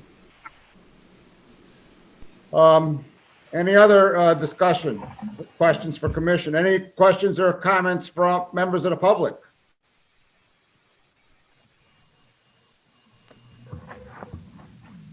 Hearing none, I'm looking for a motion. Mr. Chairman, I would move that we approve the shed as described on the drawing. Do we have a second? Second. Roll call vote. Katie Childs. Aye. Carl Luck. Aye. Todd Dwyer. Aye. Ken Jones. Aye. Jack Rabbit. Aye.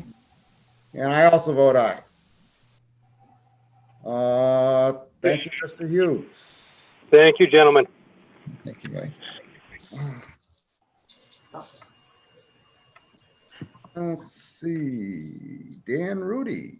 Pursuant to Mass General Law, Chapter 131, Section 40 is amended, the Town of Lunenburg Wetland Bylaws and Municipal Bylaws, a public hearing on a request for determination of applicability by Dan Rudy for 143 Reservoir Road will be held. Work proposed is the construction of a deck. Mr. Rudy. I don't see Mr. Rudy. Can you raise your hand if you're here, Mr. Rudy?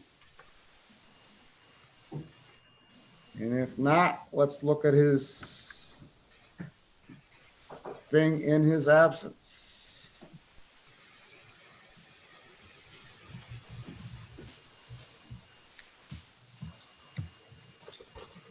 Brian, you're not here for Mr. Rudy, are you? No, I just figured I'd hang around in case any more questions come up about this.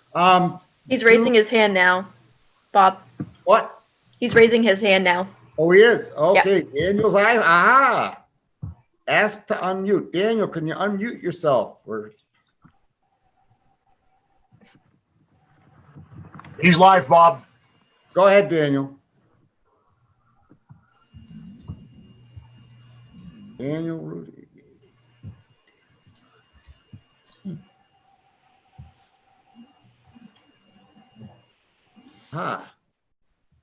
Daniel, you speak. Not hearing you. Connecting to audio. That's progress.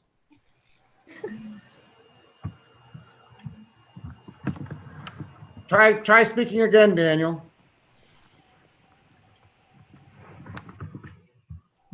According to my controls, you can talk, but I can't hear anything.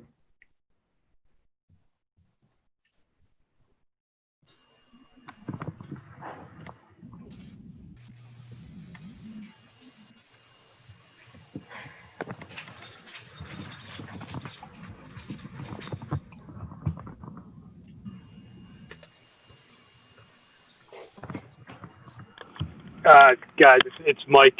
Dan's he's gonna walk over to my house and do it from over here. Okay. So, give me 1 second. All right. And while he's doing that, I'm trying to find his plan. He is 143 Reservoir Road.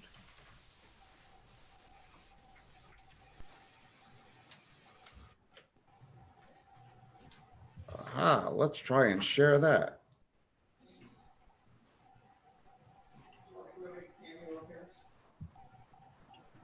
All right, guys, can you hear me? This is Dan. Yep. Okay. Sorry about that. I have no idea why it wasn't working.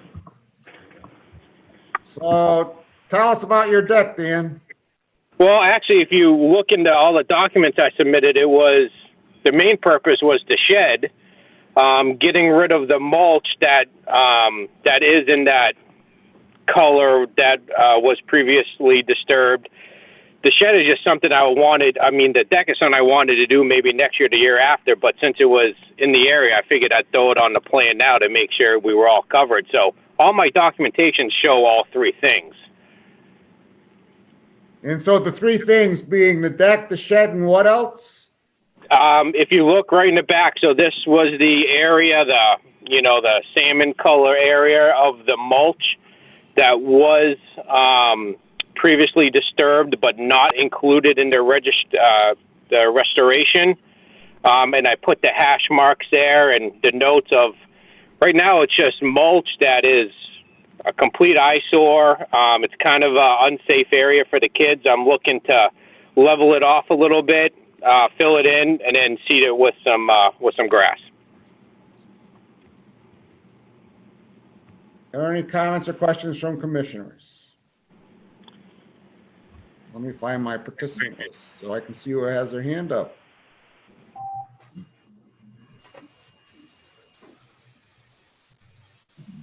All right.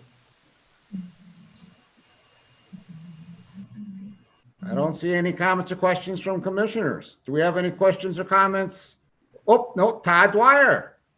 I just have one comment, Mr. Chairman, on his plan where it says remove mulch and level and seed. My only suggestion is, or staff just needs to be aware that no grading can occur outside of the limits there. So as he slopes that down, he should end right at the edges as he has shown and not extend into any of the adjacent areas that were restored. That's it. Understood. Thank you, Todd. Are there any other comments or questions? Are there any comments or questions? Oh, Brian Marchetti. I just want to know, there's a very defined edge where the riverfront area is restored, so it would be pretty hard for him to screw that up. So it's a very defined edge, so it's crystal clear where Dan knows where he's grading to. Excuse me, Mr. Chair, I have to excuse myself for a minute. Okay.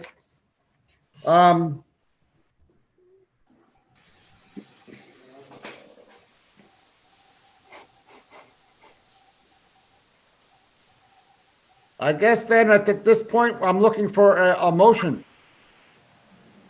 Mr. Chairman, I'd make a motion that we approve the plans as presented. Do we have a second? Second, Todd Dwyer. Okay, so we have motion and a second. Roll call vote. Katie Childs. Aye. Discussion? Todd Dwyer. Whoops. Oh. I'm sorry. Further discussion. Yeah, Mr. Chairman, can we ask that now that we're going really right to the very edge, could we ask for markers, delineation markers?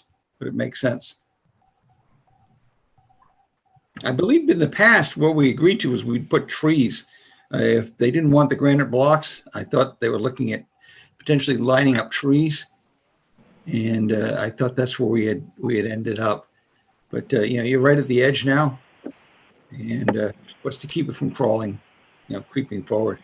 So I would ask that we amend it to include some sort of a delineation, whether it's a marker or a tree.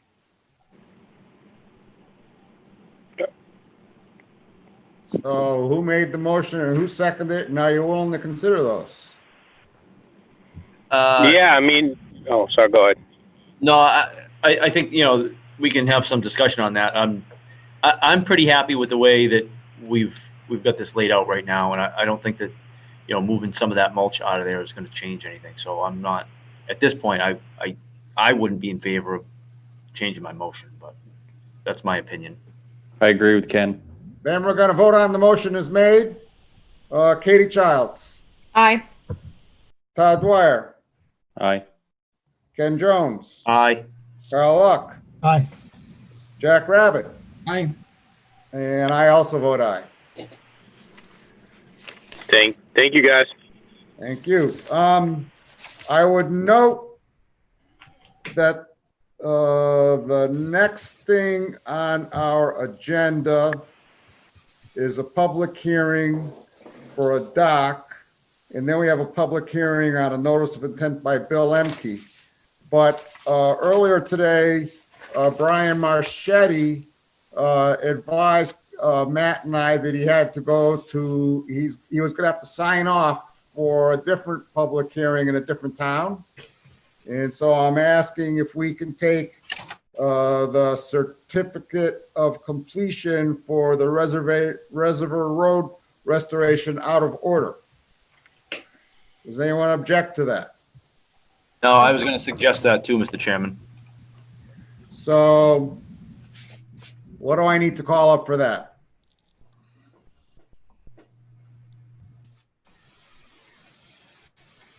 Because earlier today, Brian advised, is Brian still here? Yep. Oh yeah, there he is. I'm Son here. of a gun. Deer heads and all. Mr. Chairman, if I could, Go ahead. I think a good thing to pull up to begin with would be the letter requesting the certificate of compliance. I've yet to see one of those.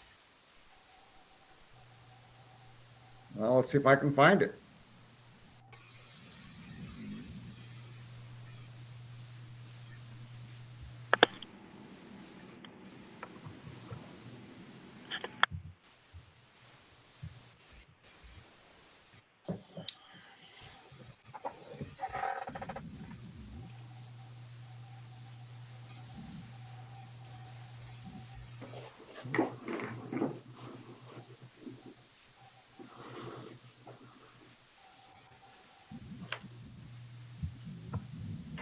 What I got today, I think, let's see. First of all, let's share it with everyone else so they can see what I'm talking about.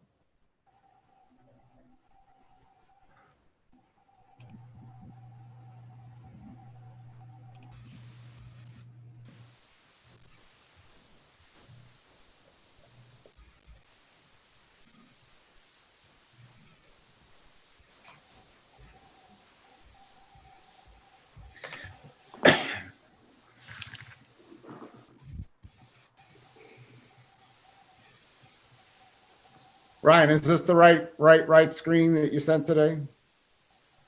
I didn't, no, No. What am I looking for?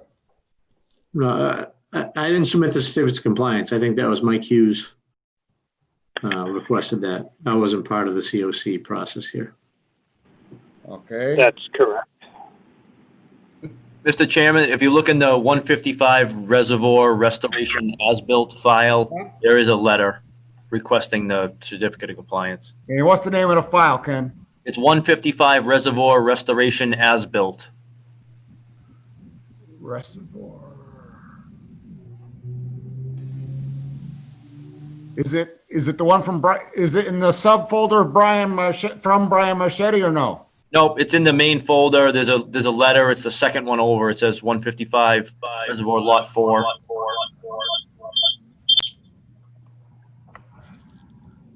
Aha, yes, here it is. Let's share that.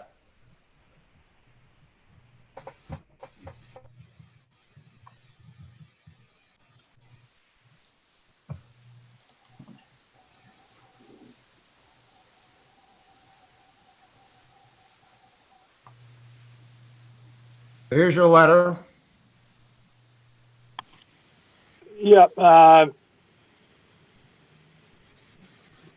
That looks like it, except it's not signed. I submitted a signed letter. Yep. But I mean, I don't think it's a text. I think I sent the draft to Matt to make sure everything looked okay, and then he said okay, and I submitted signed letters. And so we're requesting COCs for all 4 lots that had the restoration done, because I think they're all complete. So it's the same letter for all 4 lots. So Carl, is this what you wanted to see? Yes, it is. Thank you very much. And I don't think that this meets meets the requirements of our regulation. In what way? Our regulation is in the way that I assume Mr. Hughes is a registered engineer, so I think it meets that part of the requirement. But there's a lot of vagueness in this letter about talk to this person and that. But our regulation in 26B says that a registered professional engineer of the Commonwealth of Massachusetts certifying that the work has been completed in compliance with this order of conditions and the approved plans referenced herein. And I don't see a clear statement to that effect that certifies that the work is in full compliance with the order of conditions. Am I missing that sentence in this letter? Are you asking me to copy and paste that sentence to the letter? I'm not asking. I think the intent of it's a letter that I authored using my own words. I chose not to copy verbatim. But does anybody disagree with the statements in that letter? I'm just pointing out, Mr. Hughes, that that it doesn't comply with regulation. I think our job is to, I think you're putting out it doesn't comply with the regulation in your opinion, Carl. No, well, no. I mean, the regulation says that the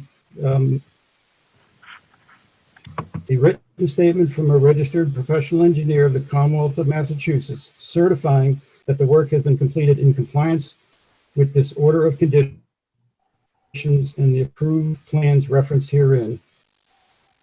It's very clear what language needs to be in there. It's just a very, Mr. Chairman, if you read the letter, it's in there. The last paragraph, I have observed the work and the work was performed in general accordance with the plan.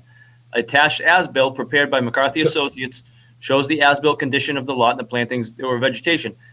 And then it's signed and stamped by a professional engineer. It meets the intent of the bylaw. If you look at the as-built plan, one of the first notes states the same. Mr. Chair, through you, our regulation, the very last sentence in that regulation, after it says it has to, make it clear that it complies with the order conditions. The last sentence says, any discrepancy shall be noted. The project has been completed in general compliance, quote unquote, is not acceptable. That's just reading from our regulation. The statement that it's in general compliance is not acceptable. In your opinion. Disagree with Carl. No. In your opinion, Carl, that's not. No, I'm reading from the regulation. It's not my opinion. It's the regulation. It's your. You're minting. It's word for word the regulation. Thank you, Carl. I'm going to poll the commission. Can you feel that the letter is sufficient? I feel that the letter is sufficient and it meets the intent of the bylaw. Katie? I agree with Ken. I feel it's sufficient. Todd? I think the letter is sufficient. Jack? The letter of the law is the law. I would support that it's not. If this, the law as written is what we're supposed to be prescribing to. I think it supports. From a practical standpoint, probably not, but Carl's got a legitimate point there. I think we're losing sight of reasonableness and intent if we think that letter does not, it's my opinion, that we're losing sight of reasonableness and intent of the regulations if we're saying that letter does not comply with the law, and it appears as though we have 4 votes for that. But Mr. Chairman, it uses exactly the same language that the regulation, for some reason, I didn't write the regulation. For some reason, the commission that wrote this regulation must have had a problem with that statement, because why would they identify identify that specific statement as not acceptable, the project is in general compliance. I don't know. There's got to be a reason that they were so specific with excluding that specific language. I'm going to call on Matt right now to see what Matt has to say. Matt? Okay, so first of all, I just wanted to let you guys know there is an individual stamped letter for every certificate that's been requested on the cloud that says 155 Reservoir COC July 2020 requests. I put that up about noontime today. As far as that wording that actually was in the order of conditions, that presumption can be overcome by the plan. If you guys look at the stamped plan that accompanies the statement and find that it is exactly what you guys wanted, it's a commission call at that point. The reason why that statement was asked the reason why that statement was put in was because at that point during the commission's tenure, there were plans that were proposed that were not done by registered engineers. They were done by registered sanitarians. So they asked for the as-bills to come in from engineers instead of sanitarians. The sanitarians were putting in statements saying it was generally in accordance with the order. So the commission at that time basically considered it a partial statement, I guess is the best way I could put it. Brian Marchetti. So I just want to note that Mike's letter references the as-built plan. And the as-built plan has a certification that states, I hereby certify that the as-built information shown in this plan is in conformance with the approved restoration plan dated 5/13/2019 and the riverfront area restoration protocol dated April 10th, 2019, which is signed and stamped and dated by myself, a registered professional engineer. Thank you, Brian. Is there any further discussion? There's no word generally in there. So if I can address that, Jack, putting in general accordance is so we don't go and say, well, we wanted this group of black-eyed Susan 6 inches over here. Okay. It makes it a more reasonable statement because the exactness of what we did, it's shown on the plan. It's generally there. He signs his name and stamps it. It's that's good enough for me. I think at this point, go ahead, Jack. You had something more to say? I'm fine. Brian, did you still have your hand up? I'll put it down, but I just, not for nothing, these poor abutters who live there, property owners, have been beaten to death and dragged along for years over this project that, we did what we had to do to remedy the issue. We've planted the entire restoration plan. It's been surveyed. It's been, an as-built submitted. It's been heavily reviewed and visited by this commission.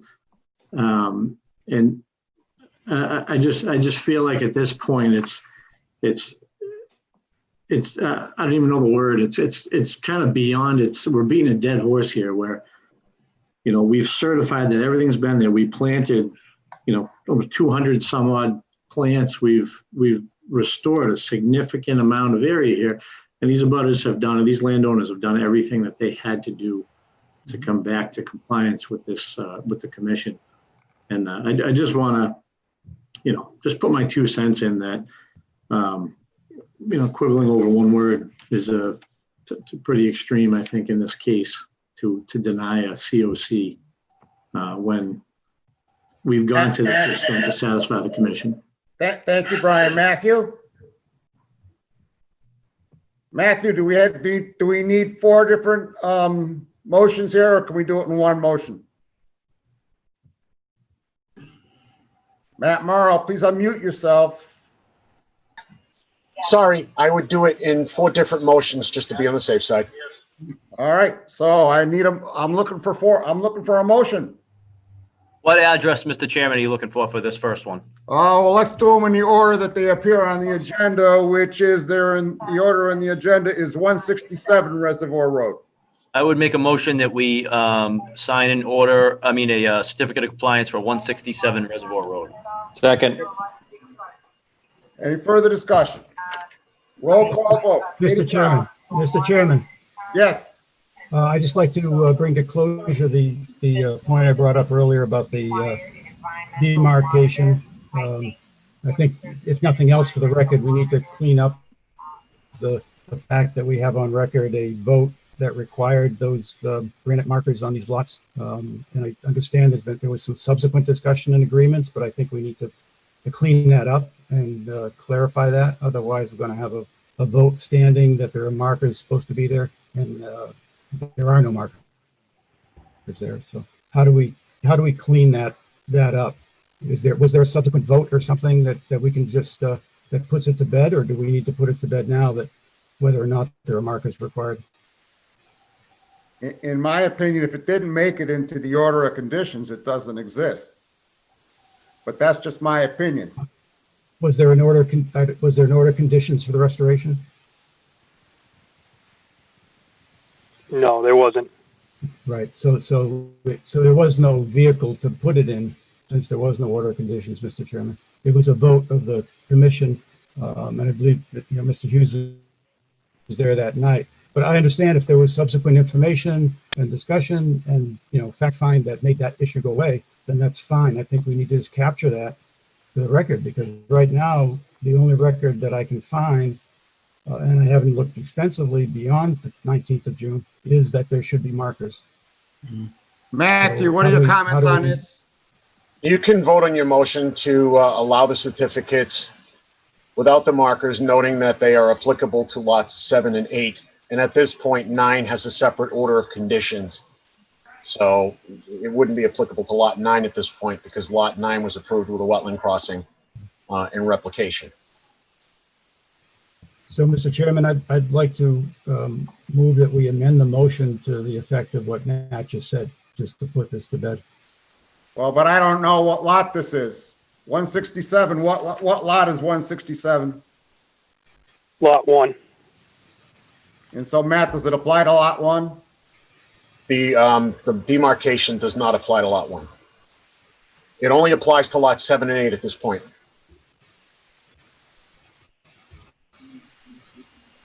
And are we voting on lots 7 and 8 tonight? No.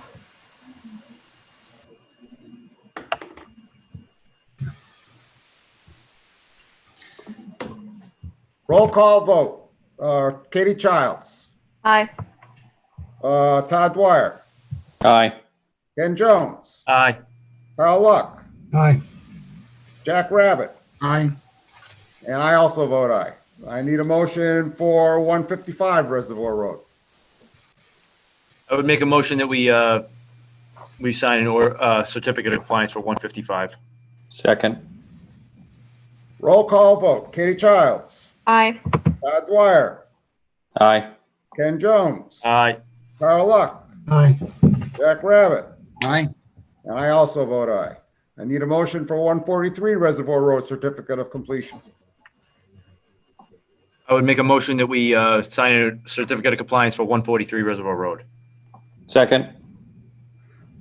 Roll call vote. Katie Childs. Aye. Todd Dwyer. Aye. Ken Jones. Aye. Carl Luck. Aye. Jack Rabbit. Aye. And I also vote aye. I need a motion for 131 Reservoir Road. I'd make a motion for 131 Reservoir Road. I need a second. Second. Roll call vote. Katie Childs. Aye. Todd Dwyer. Aye. Ken Jones. Aye. Carl Luck. Aye. Jack Rabbit. Aye. And I also vote aye. Brian, thank you for hanging in there. You're welcome. And thank you for the people Thank you, guys. Reservoir Road for your patience. We're going to go back now to our regular agenda. Thank you. And Daniel, if you could hang up your iPhone, that would be great. Pursuant to Mass General Law, Chapter 131, Section 40 is amended in the Town of Lunenburg Wetlands Protection Municipal Bylaw, a public hearing on a request for determination of applicability by Eugene and Deborah Normandin of 240 Townsend Harbor Road will be held. Word proposed is the replacement of a dock at Hickory Hills Lake. Do we have someone here for the Normandins?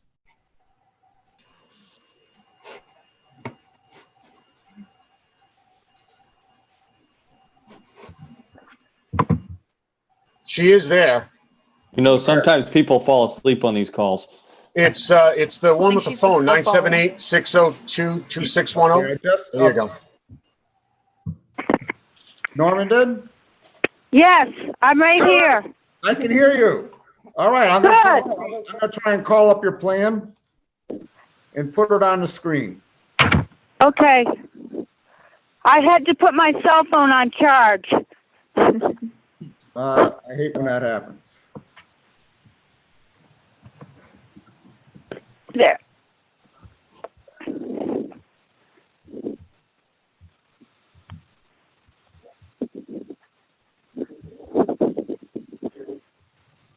There it is, honey.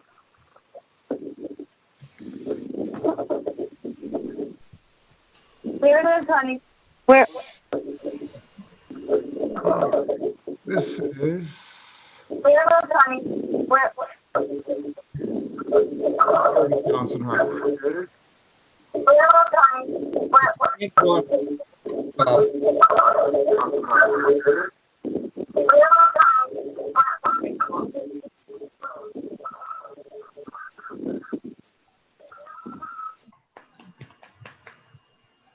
Hello? Hi. I'm still here. Good. I'm working on calling up your plan. Oh, okay. So I got two plans. I got this plan. I believe you guys can see this now. It shows the general location of the dock. Oh, This plan. You guys can see this now. It shows the general location of the dock. Can you please see the TV? Look at that, honey. Can you please see the TV?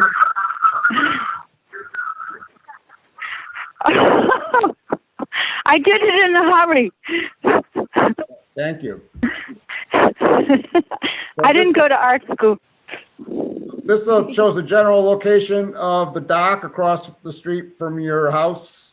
And Yes.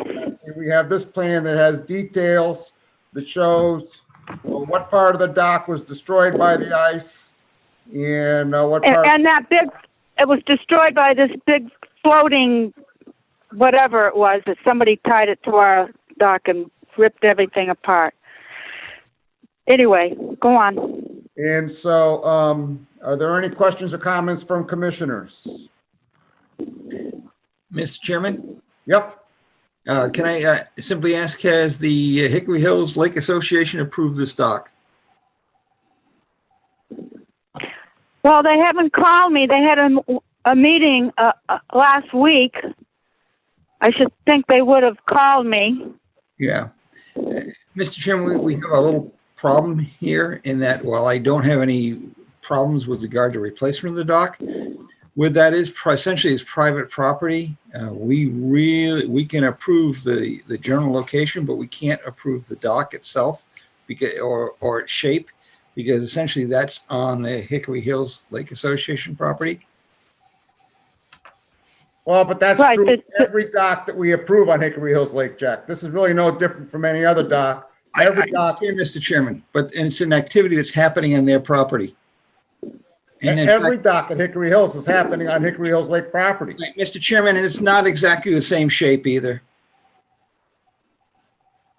It extends out into the lake the same size, but there's part of the dock. The other one was 16 by 4. This is 16 by 8. There was a small 4 by 4 section, so it's actually got a different shape to it and actually takes up more of their land. All I'm saying is we've had a policy that we will always ask Hickory Hills to be involved in these things. And we've gotten in trouble in the past where we've allowed people to move some material onto somebody else's property, farmer, and this is really no different. It's not that we're saying no or anything like that. Just I would like as a function of protocol and working with Hickory Hills Lake Association that we in fact have them give approval prior to us making a decision to accept. Jack, I would disagree with you. Whether or not they have Hickory Hills Lake approval is not germane to the Inland Wetlands Act. I'm going to call on Todd Dwyer. I would just like to echo your comments, Mr. Chairman. Whether we approve the dock or not, Hickory Hills Lake Owners Association should have no bearing on our decision. Now, that doesn't mean the applicant, if they get a dock approved, doesn't have to abide by what the lake approves, because they're a landowner there and they're governed by the agreed upon regulations of the lake. But I mean, in terms of what we do for dock size, I think it's irrelevant. I think your comment about the dock is different is a good point tonight, Jack, about with regard to our discussion of this RDA, but whether or not they have Hickory Hills Lake approval, that is a separate process that is not in our jurisdiction.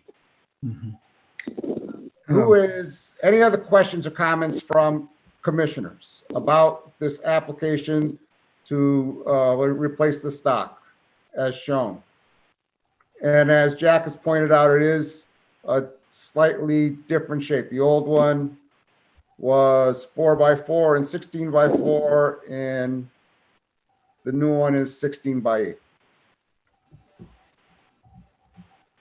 That's because when the old dock got slightly ripped away, they ripped away part of they took away 4 feet from this little connection that we had.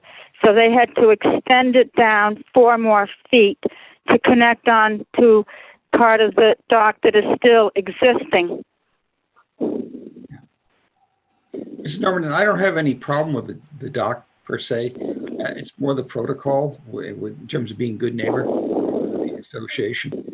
And I think if you've asked them and you've submitted the appropriate paperwork, it's not a problem. Just wanted to make sure that we had, in fact, shared with the Lake Association. I've already done all the paperwork for the Lake Association. Okay, and so they just haven't met with you to confirm? Yes, they just haven't called me back. Okay. And that's Missy. Todd, you still have your hand up? No, sir. Who is John Barrett, and what do you have to say? Oh, I'm sorry, Mr. Pease. I'm here for the 183 Island Road. So I didn't want to interrupt your proceedings right now. I was just only asking if you were going to be able to deal with that tonight. So I don't believe we are going to be able to deal with that tonight. We sent your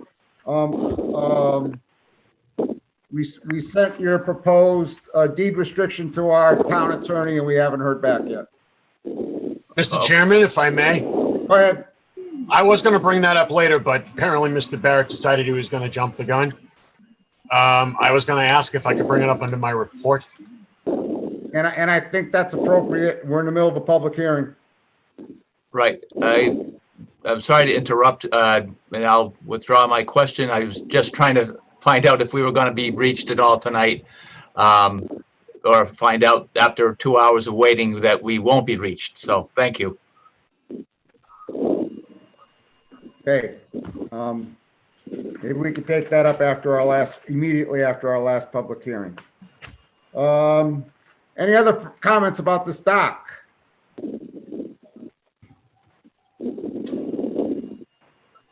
Comments from the public about the stock?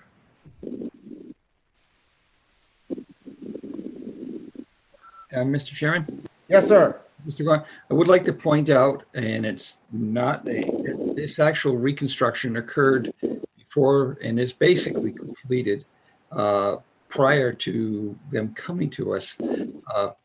And I think I just want to leave a message that normally you have to come to us before you do anything like that, any kind of improvements. And I would like to get that, you know, and I know there'll be other members of the association that are watching us tonight. We just want to make it real clear that you come and see us first. Talk to the agent, see us first before you start the construction or reconstruction. Thank you, Mr. Rabbit. I'm looking for a motion. I would motion that we approve the plans as presented. Do I have a second? Second. Roll call vote. Katie Childs. Aye. Todd Dwyer. Aye. Ken Jones. Aye. Carl Luck. Aye. Jack Rabbit. Aye. Aye for myself. On to our last public hearing. I Mrs. think. Norman, and you're all set. Oh, thank you very much. Have a good night. Thank you. You're welcome. I will now. Thank you, Matt. Thank you, Matt. You're welcome. Pursuant to Mass General Law, Chapter 131, Section 40 as amended. Town of Lunenburg. Pursuant to Mass General Law, Chapter 131, Section 40 as amended. Okay, I gotta get somebody here. There we She's go. so excited. Thank you. All right, let's start again. Pursuant to Mass General Law, Chapter 131, Section 40 as amended, in the Town of Lunenburg Wetlands Protection and Municipal Bylaws, a public hearing on a notice of intent by William Emke of 445 Townsend Harbor Road will be held. Work proposed is the repair and reconstruction of a retaining wall at Hickory Hills Lake. I will note that this hearing will be continued until August 5th, since it does not have a DEP number, and it's an NOI, and it'll probably be re-advertised out of an abundance of caution since it was advertised as an RDA. So, Mr. Chairman, the Yes, sir. applicant requested a continuance. Oh, it's better yet. So, do we have a motion to continue? I move to continue this hearing until our next meeting date August on 5th. August 5th. Second. All right, roll call vote. Katie Childs. Aye. Todd Dwyer. Aye. Ken Jones. Aye. Carl Luck. Carl Luck. Okay, Jack Rabbit. Aye. I vote aye, and if Carl comes in at some point, we'll let him vote. If no one objects, I think we'll go straight to Mr. Barrett and let him know where he stands. Carl, you back yet? Who? Okay, there we go. Now he's back. Okay. Carl, we just voted on to continue a hearing. Oh, okay. Boy, I regret missing that. But we voted without you, so I guess you abstained. Unless you want to vote aye at this time. Aye. Oh, there we go. All right, because Mr. Emke asked to have his thing continued. I'd like to jump ahead to 183 Island Road update. Matt, what can you tell us? You said you had something to say. Well, I received a call from Mr. O'Brien today, and I believe Mr. Barrett, we also spoke on the phone, or is my memory failing me on that? I think yesterday. Yesterday. I think we spoke. Yeah. Okay. So essentially, Joe, are you here? Yeah, I'm here. Okay.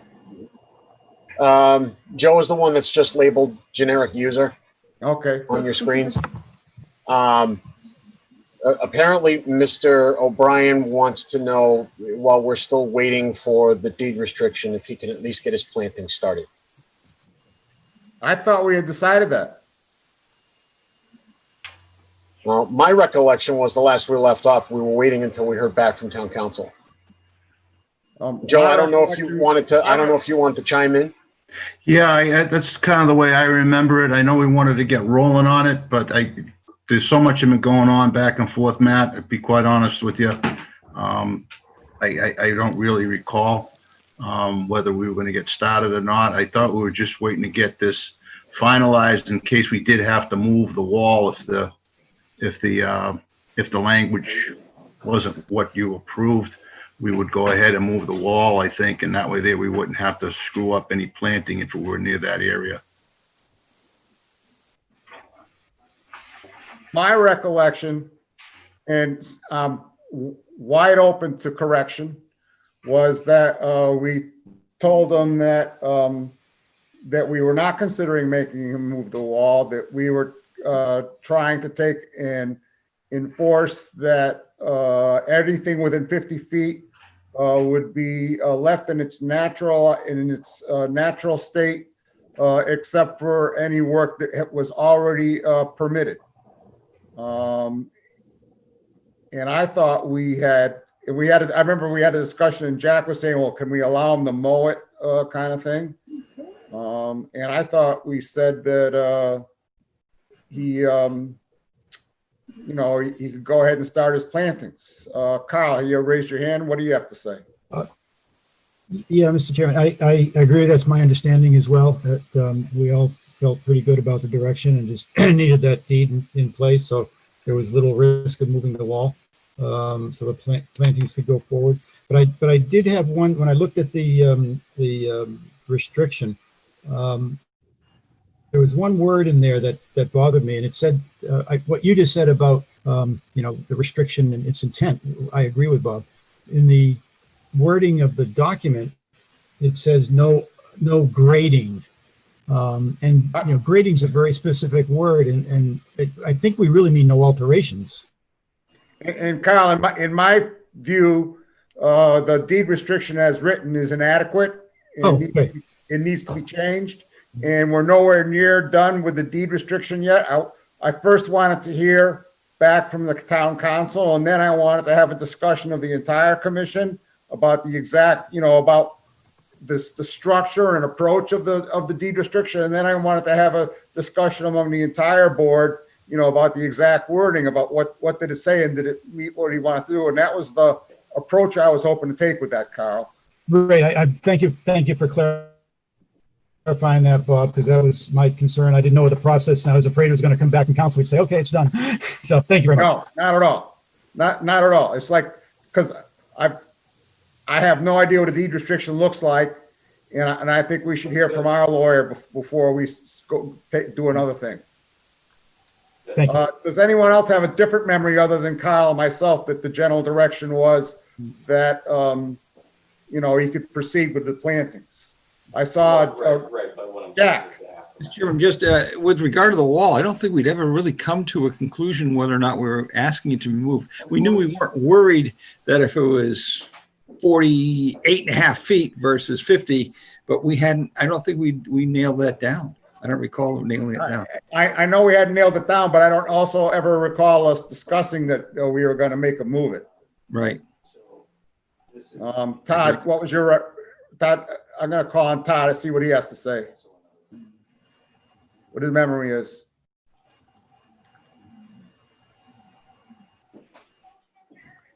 Right, exactly. So. Todd. I think Todd may have stepped away. Let's call on Katie. What? No. Oh, sorry. I was paying attention. I have no further recollections than what was stated. Ken, you have any further recollections about this? No, I think, I'm in agreement with you as far as how we need to go. So, Mr. Bryan, I think you can proceed with your plannings. And we're just waiting to hear back from town council, and we're going to want to be following up with you in the fall about removing the stuff out of the lake, when they do the drawdown, and which, by the way, they're going to do early this year, and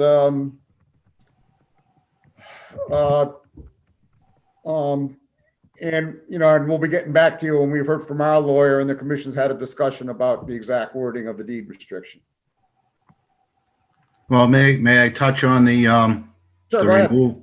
May I touch on the removal of the material you're talking about? In the lake? Yes. Sure, go ahead. Yeah, what do you, I know we went over that. We looked at it back in February, I think, when this whole thing started. How much material, in your opinion, or your estimate, or the commission's estimate, you feel should come out of there?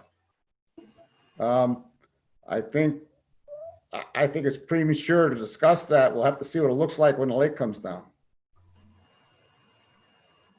Does anybody recollect what we saw when we were there in the winter on the I board? recollect it was about a foot 16 inches thick and about, I don't know, 150 feet long and 20 feet wide, but that's just a guess. I know we have photographs. Yeah. But, you know, after it's been sitting under the water for a whole summer and been subject to currents that go through there, I have no idea what we're going to find when the water goes down. And I think this discussion is premature. Well, it might be premature, but I have to think about getting it out of there. And if you're going to be drawing it down, it's coming pretty quick. And I just want to make sure that I've got a contractor that can be available to get in there to take it out. And as far as 150 feet go, I think that's excessive. And you may be right. You asked me to guess and I guessed. If I might, Mr. Chairman, I think I can explain myself, and I think, Joe, that's something that probably can be taken up at least at the next meeting, if not later. But I don't know when if the commission actually sort of reviews all the material removal in each property at Hickory Hills, or if it's just because Mr. O'Brien's matter is before you now. But I'm sorry to be sort of late to the show, and I do apologize for interrupting you, Mr. Chairman. That was not my intent. I just wasn't sure that if I was trying to find a little break in there in between your hearings where I could find out if you were going to be able to address this issue tonight. It is a flawed part of our process that people sometimes wait 3 hours and then find out after waiting 3 hours that that we're not going to have nothing to. That's a problem. It is a problem with the process. That's what I was hoping to avoid on behalf of my client and his paying me to be here. So it's understood, and hopefully we'll hear back from town council. Can I ask if you haven't heard from town council in time for the next meeting, or if you don't have a proposed deed restriction or that he's revised, can we determine ahead of time that the matter will be continued? And Yes, I'll make you a personal promise that you'll hear from either Matthew or myself about whether or not we're going to have a discussion of your deed restriction at the next hearing. Yeah, hopefully a meaningful discussion. Yeah. Okay, thank you. But it's also my personal belief that we're not going to have any discussion about the removal of stuff from the lake until we've seen it. Right. I understand. At least I would see that the issues, if we do have the deed restriction, will be limited to that. And and you do, as I understand it, you have the commission has okayed the planting. I was just going to raise the issue whether or not planting can happen now in the late of the season, getting into high summer. But I'll leave that to the experts. I don't know myself. Okay, Matthew, what did you have to say? No, I have a few things. One was a quick question, Mr. Barrett. Would you like me to have our town council's review of the deed restriction directly to you, or to Mr. O'Brien, or to both of you? I would say if you could forward it to me so we could review it beforehand and hopefully, work out any kinks, it would save everybody some time. Well, that would be my goal. The other thing is I also don't have an issue with the plantings proceeding. My recollection on the wall was that the commission expressed concern that there was going to be probably more work in the buffer zone and more potential damage if the wall was moved, hence the reason why we requested the 50-foot deed restriction in the first place. I suppose if the commission changes its mind on the wall, we could revisit that. And the third thing, I noticed that during the course of conversation, Mr. Barrett made a statement about other properties on the lake, and I just wanted to clarify for the record that this particular property is under consideration for remediation for violations under both the Massachusetts Wetland Protection Act and under the Lunenburg Protective Wetlands Bylaw. So the removal of any material from the lake is being done under enforcement. What happens on other properties would be irrelevant to Mr. O'Brien's case. I would also point out the fact that the commission reviews every single site on a case-by-case basis. So I just wanted to make sure that that was clear for the record. That's all. Thank Well, I you very hadn't much. put anything like that on the record, Mr. Merrill, but I appreciate the education. And Matt, I would just say that before you send them anything, the town council's review, I want the full commission to have discussed the exact wording of the deed restriction before it goes to Mr. O'Brien and Mr. Barrett. So just FYI. Okay, just to clarify, am I to assume that you want, once we get something in, you want me to put it on the commission's informational cloud and then put it on the agenda? Exactly. And we'll let Mr. O'Brien and Mr. Barrett know that, you know, at this meeting, we're going to have a discussion about the exact wording of the deed restriction. Okay? Does that work? Understanding that, yeah, you will, you'll have the input from town council by the 5th. I certainly hope so. I just, Okay. that's got to come up a little later tonight. All right, thank you.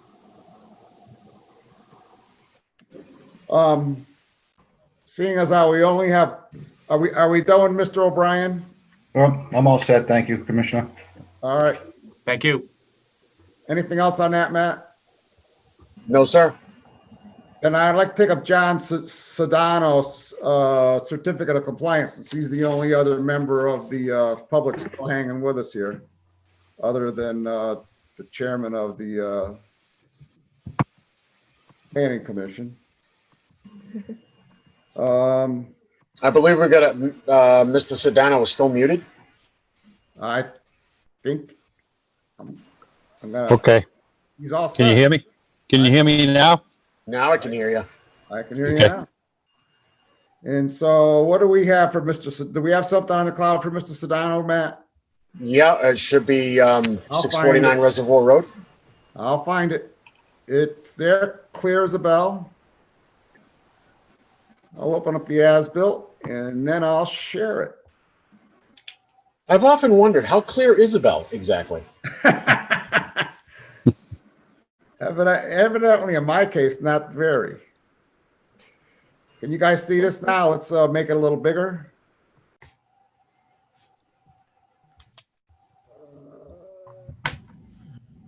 What are we looking at here?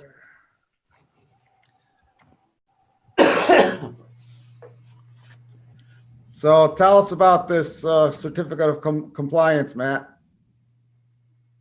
Essentially, the original order of conditions was for the upgrade of a septic system, a replacement actually with a tight tank. What you see before you is an as-built that was submitted by David Ross and Associates. Upon inspecting the site, we noticed some variations between pre and post development conditions that caused me on Monday to reach out to David Ross Associates.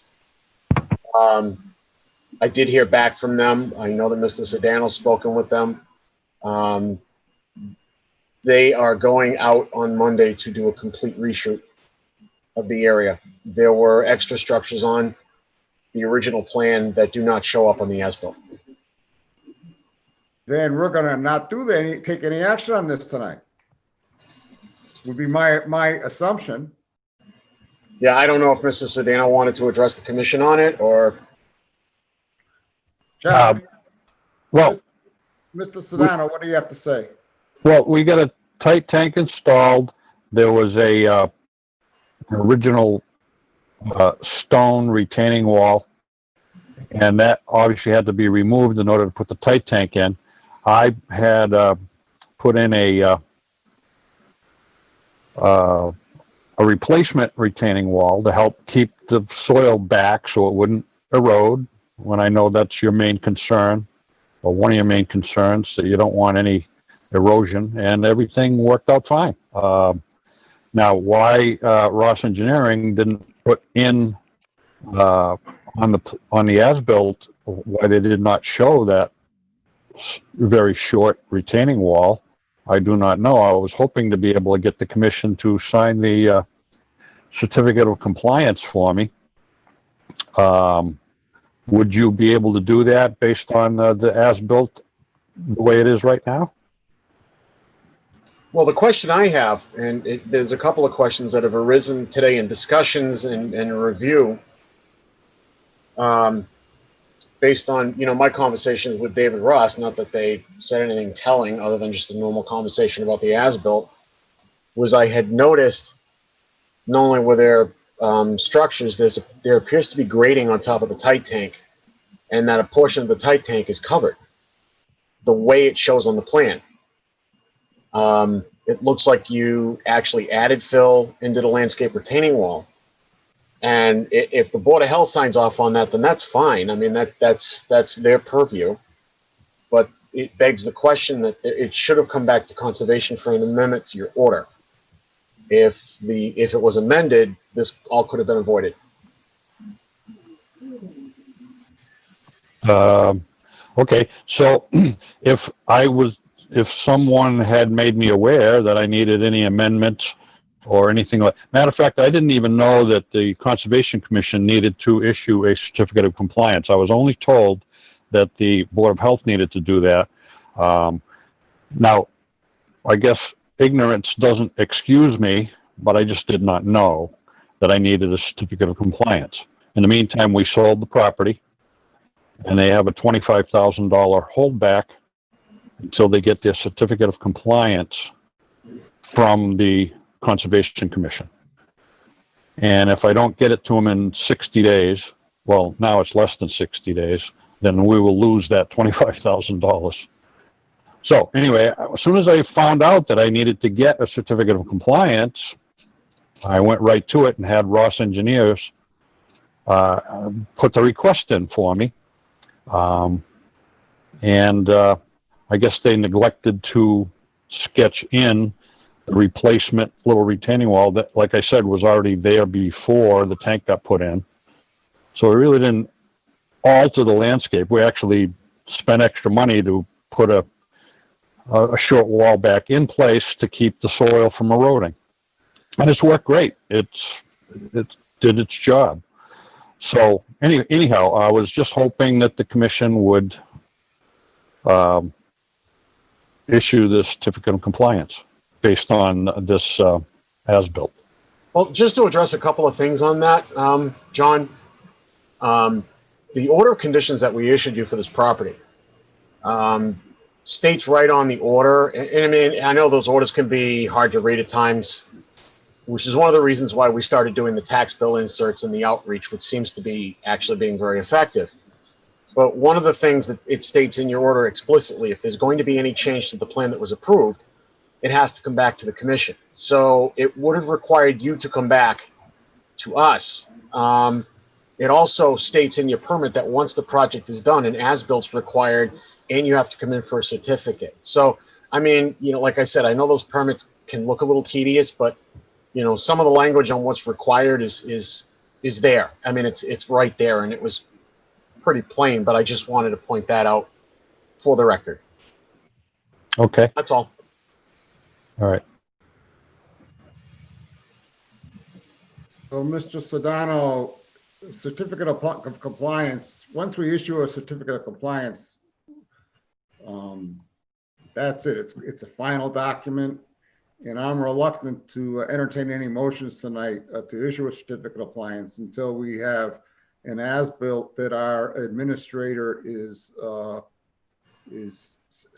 is accurate and is complete. Okay. So I'm thinking my inclination as chairman, but I can be overruled by the membership, is that you'll probably get your certificate of compliance on August 5th. Matt Murrow raised his hand again. Quick question. John, did you say you had 60 days? 60, yes. From, We should from the be able to from the resolve 7th. this by then. Yeah, I would hope so. It's from the 7th of July, so if I can get it by the next meeting, that'd be awesome. Stephen Sears told me that he would personally get on this to get the as-built up to date this coming week. He said it would either do it Monday or Wednesday. No, that's excellent. I had a conversation with Steve at length today. Steve's always been awesome to work with, a real pro. So I'm sure that, Yes. between him and I putting our heads together, we can get an acceptable plan in and get these issues resolved with the commission. Okay, so then basically what I'll need to do is what I did with the first request is once I get it from Steve, I got to get it over to you, put it in that black box on the outside of the building, and with the revised as-built. Yes, and Steve needs to send me a PDF of the entire application like he did this time. Okay, all right, so he's going to send you a PDF of it, and does he have to redo the request again? No, just the as-built. Just the as-built. All right, okay. Thank you, John. Very good. Okay, thank you. Matt, can you take us through the violations, please? Okay, let me just pull up the agenda. Well, 99 Ruth Street, obviously, we know what's going on with that. 183 Island Road, we already had. 32 Brookview. I'm going to ask Carl to jump in on this because Carl took a whole bunch of pictures and we all went on a site inspection on that. So, Carl, if you don't mind, if I might impose on you. Yeah, no, happy to, Matt. Just trying to get my screen back here. I don't know what happened to it. But you can hear me while I do this. Yeah, I'm glad we were able to go visit the site. It was not what I was envisioning. I was envisioning, a sort of forest that's a few trees were removed. But this was a much bigger deal. The trees that were removed were substantial in size. They were, all in the 15 to 20 inch diameter area. They eliminated a significant amount of what do you call the coverage? The canopy. They're fairly close to the lake. It struck me as a big deal. They're on fairly steep slopes, so they're holding back banks. So I think if we had a request in advance of removing these trees, there would have been an awful lot of discussion, and we may not have allowed all of these trees to be removed. We certainly would have had a replanting plan, I believe, because of the steep bankings. So and the other thing from talking to Matt that as we know, there was some miscommunication somewhere, but at the end of the day, the tree people took down these trees without any confirmation that there were any permits, because there weren't. And I understand that Matt even was there when perhaps the last one was about to come down and tried to stop him, and they didn't. So I have lots of concerns here. I think this is certainly not in my mind, certainly not an agent determination issue. I'm not. It's at least an RDA, if not more, and that I would leave it to Matt's judgment on what level this should be. But this is a big deal. My understanding is that some of the trees were taken down in advance of a expectation of a processing a notice of intent for some construction in this area to get a walkway down to the dock. So it can be addressed at that time. But I would like to at least entertain, because of the seriousness of this situation, that I don't know exactly the communication with the homeowner and the tree cutter, but we have in our power, and I think this company that removed the trees, I think we should consider using the regulation that allows us to apply a fine just to get their attention. It's not a big fine, a 1-day fine or something, whatever Matt might suggest. Again, it's a big deal. And from these pictures, you can see they're substantial trees, and you can see all the sunlight now coming in.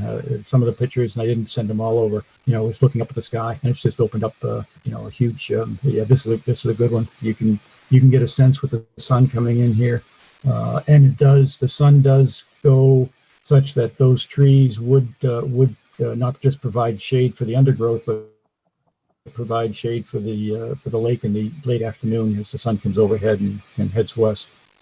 So, Matt, did I miss anything that you think is relevant? I'm trying not to prolong the meeting. No, I totally agree. And I did send her all of the application materials for a notice of intent. I mean, that's about it. I agree with Carl. I was really taken aback as to what happened here. I agree we should probably send the tree service like probably $100 fine. I think just the fact that we're actually doing it will grab their attention. The incident that Carl is referring to, when I was on site, there was a gentleman that was about to cut another tree in the front of the house. I signaled for him to stop. He looked at me like I had 10 heads and then proceeded to cut the tree with his chainsaw.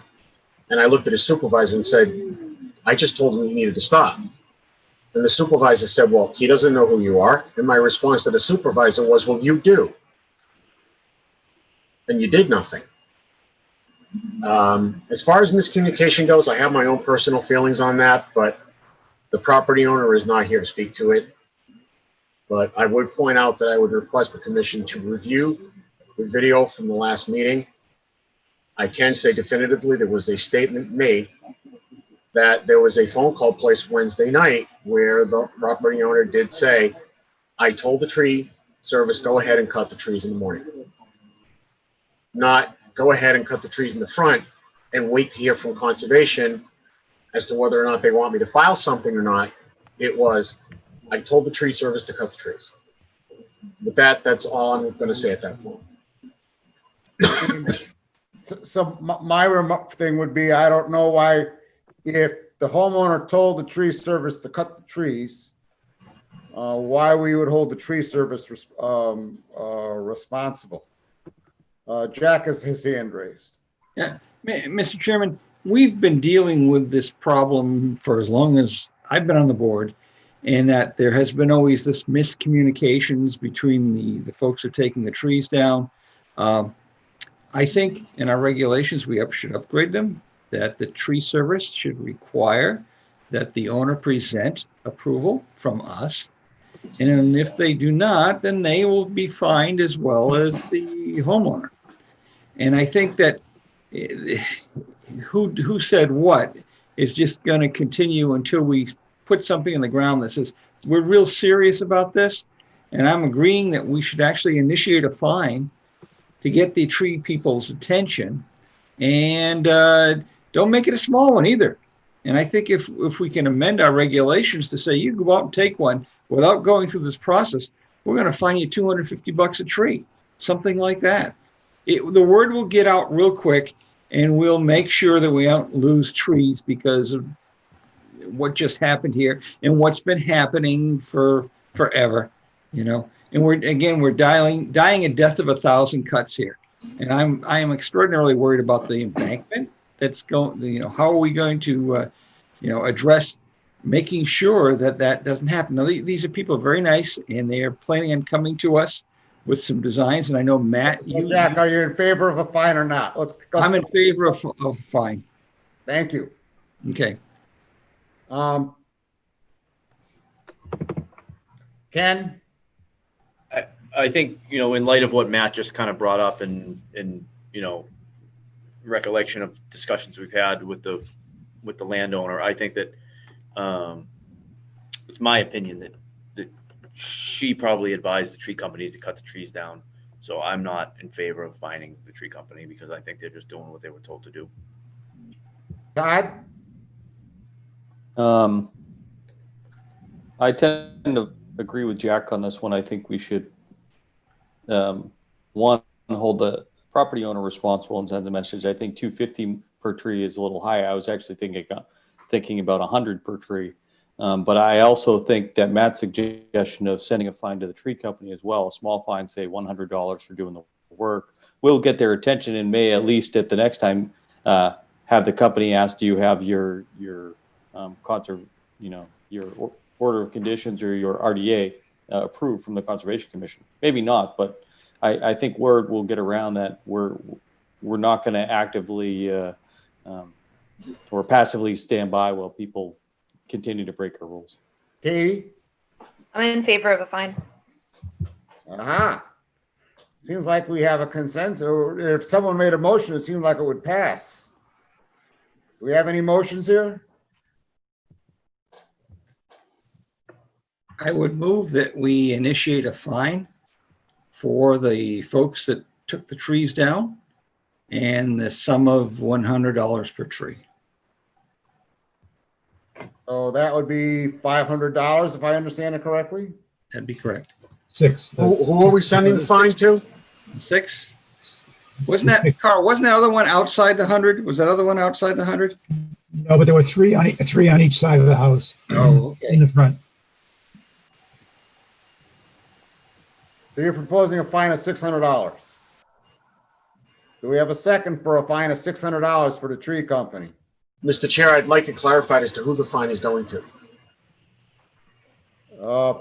Jack made the motion to fine the tree company $600. Okay, I wasn't sure. Thank you. I appreciate the clarification. I'll second this for discussion, Mr. Chairman. All right, further discussion. I think, Mr. Chairman, if I may, I think 600 may be a bit steep for the tree company, and I wasn't thinking it going in, but based on some of the inputs from the commissioners and Matt's elaboration, it may be appropriate to find the homeowner as well.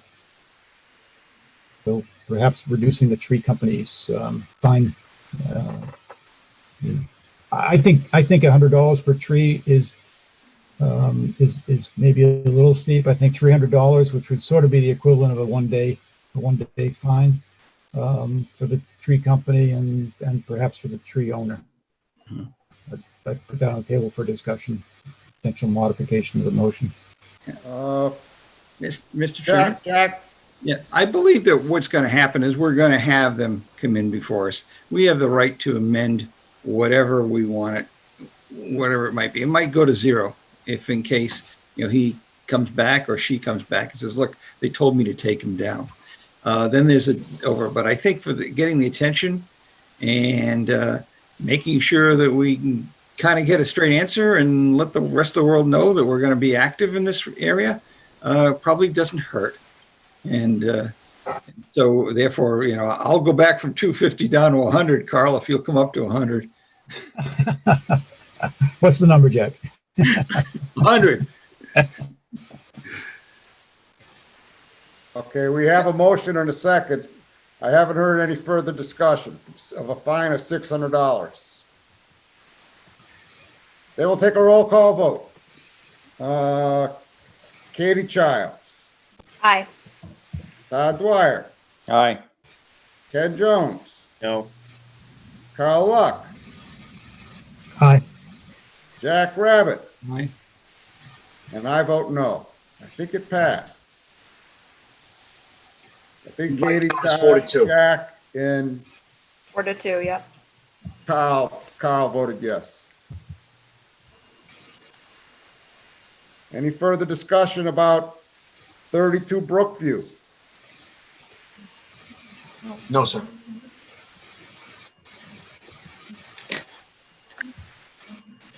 Town of Lunenburg enforcement. We'll come back to that in a minute. The town of Lunenburg via Road 12 when we get down to communications.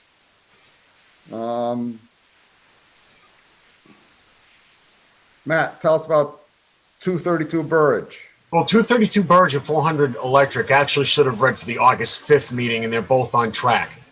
So we'll be seeing them at the August 5th meeting. Okay. about 615 Townsend? I met with Val Barros.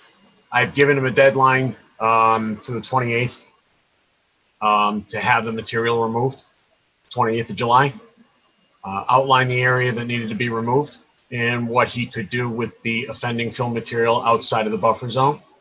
He's agreed to that. Scheduled to go out for an updated inspection to see progress the beginning of next week. 1275 Mass Ave. I haven't received the certified mail back yet. According to the post office tracking, it's still hanging. So what I'm going to do on that, if I may, Mr. Chair, for a moment. Sure, go ahead. If I get the green card back, I'm going to reissue the notice, but I'm not going to send it certified return receipt. I'm simply going to send it registered.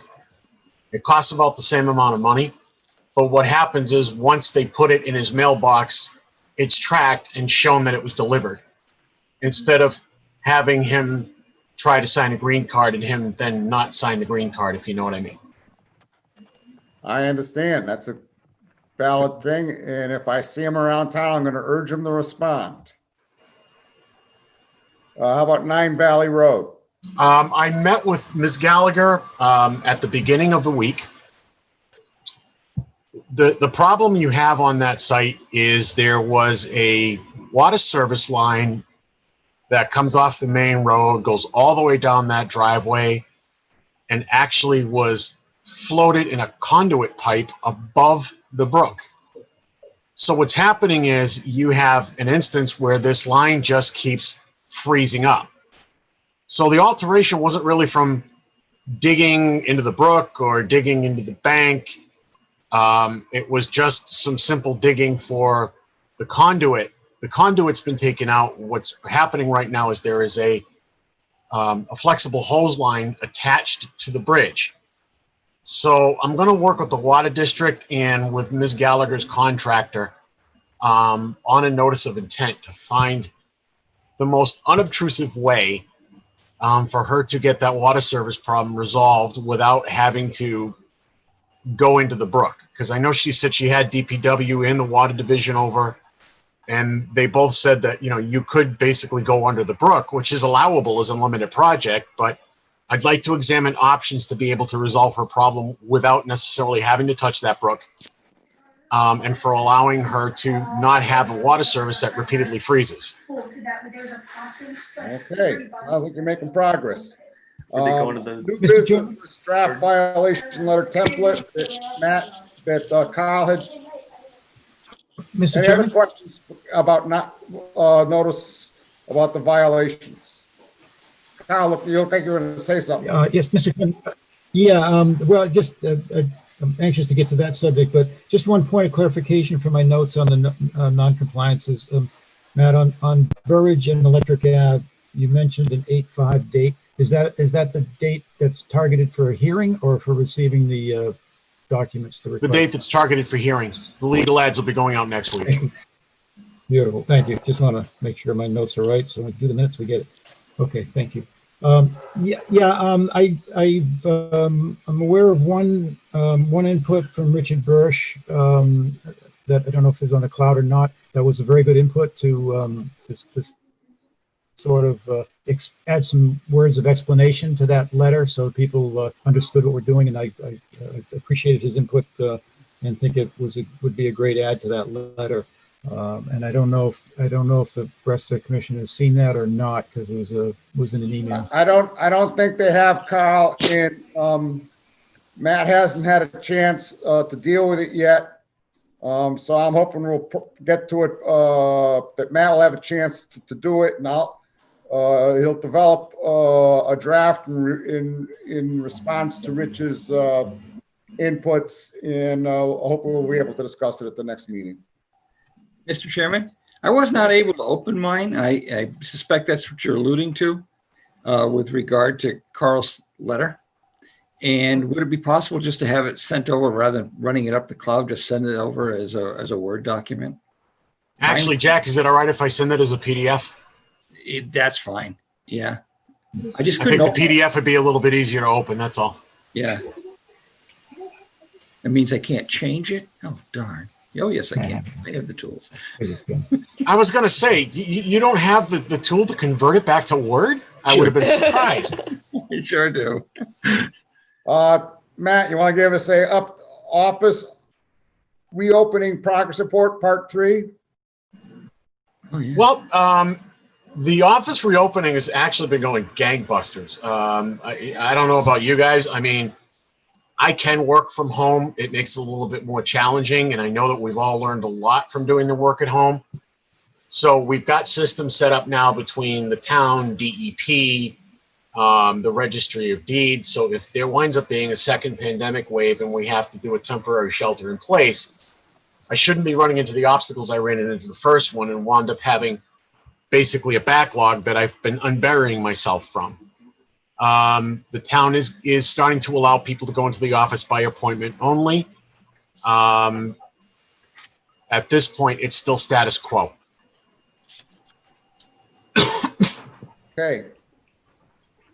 There's no update on the Trails Grant other than I had hoped that the DPW would be able to supply us with a flatbed to move the gates from the fabricators over to the DPW yard, but evidently they don't have one. So it looks like that's going to drive the cost of the gates up. Certificates of compliance, 675 Reservoir Road, Paul Gogan. Are we ready to do anything about that, Matt? No, that's still on hold, but he has a request in, so I'm just keeping it on the agenda. He is in the midst of finishing the work that he's required to do under his existing extended order. And on 109 Youngs Road, which is the other one we didn't address, I didn't receive the as-built on time for the inspection. I did get them Monday, so that will be taken up at our next meeting. Thank you. Mr. Chairman? Go ahead. Just on the Reservoir Road, I've mentioned a couple of times, just again, trying to head off issues and that drag things out. I did confirm on the drawings that we approved that there is a rain garden on the drawings, but there is none on the site. So I want to make sure that that's brought to their attention so that's one of the things they're going to complete. Thank you, Carl.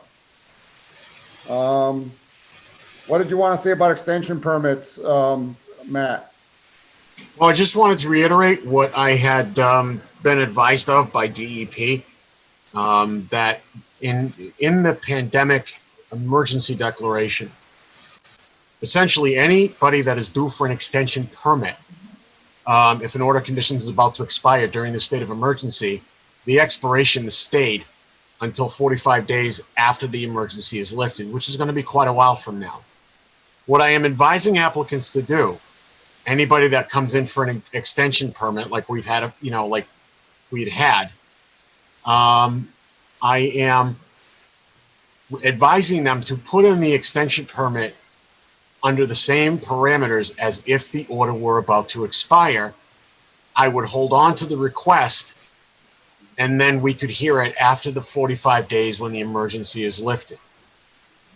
But I'm doing that to make sure that the time of their request is still consistent with the language of the order of conditions, because even though it's been, shall I say, stayed under the emergency pandemic, I'm afraid that having to do them, after the pandemic's over and then having to explain the exemption on each and every one could create some confusion.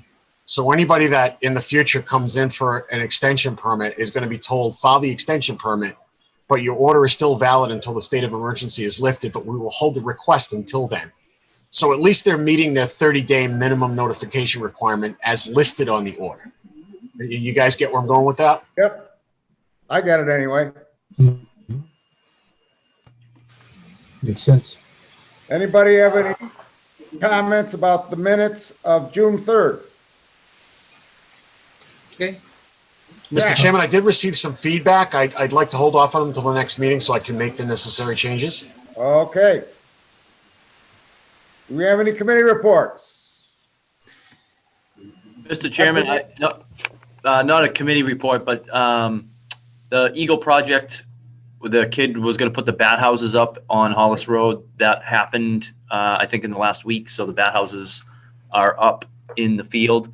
And if anybody hasn't been over there, they've done a lot of work over there this season. They planted a lot of plants. It's looking really good. There's a lot of pollinators over there. So it would be worth a walk through if anybody has any free time. Yeah. That's awesome. Good job, Ken. That's really awesome. Thank you. Mr. Chairman, just a report. Jack.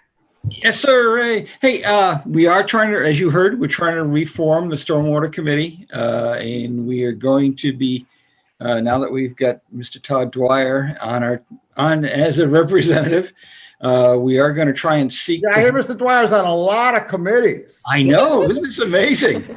I am. That's apparently how I'm going to spend all my free time for the next 3 years or so. You're my hero. Go for it. Good job.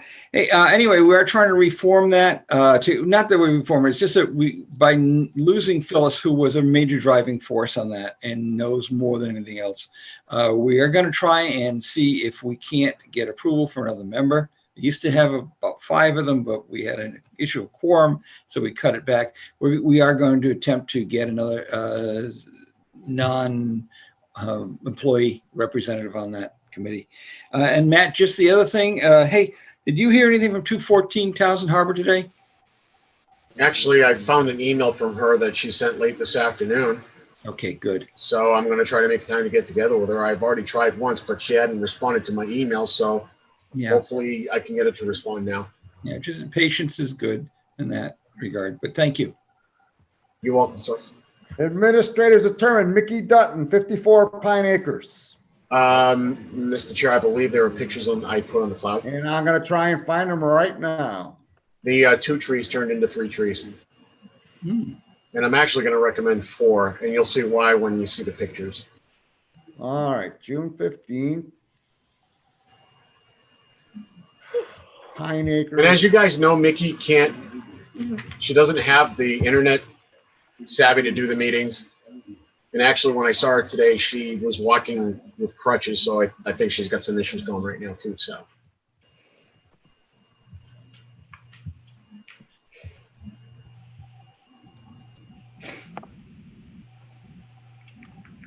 And this time I left my finger out of the photograph.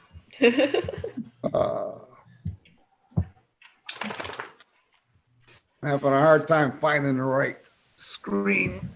Come on, Pease.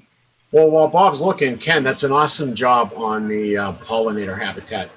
That is a very important type of habitat to reestablish, and that is a beautiful spot for it. So really, I think everybody collectively that you've helped to organize has done an awesome job. Thank you. Yeah. All right, so there we have this photograph, and we have this photograph. Okay.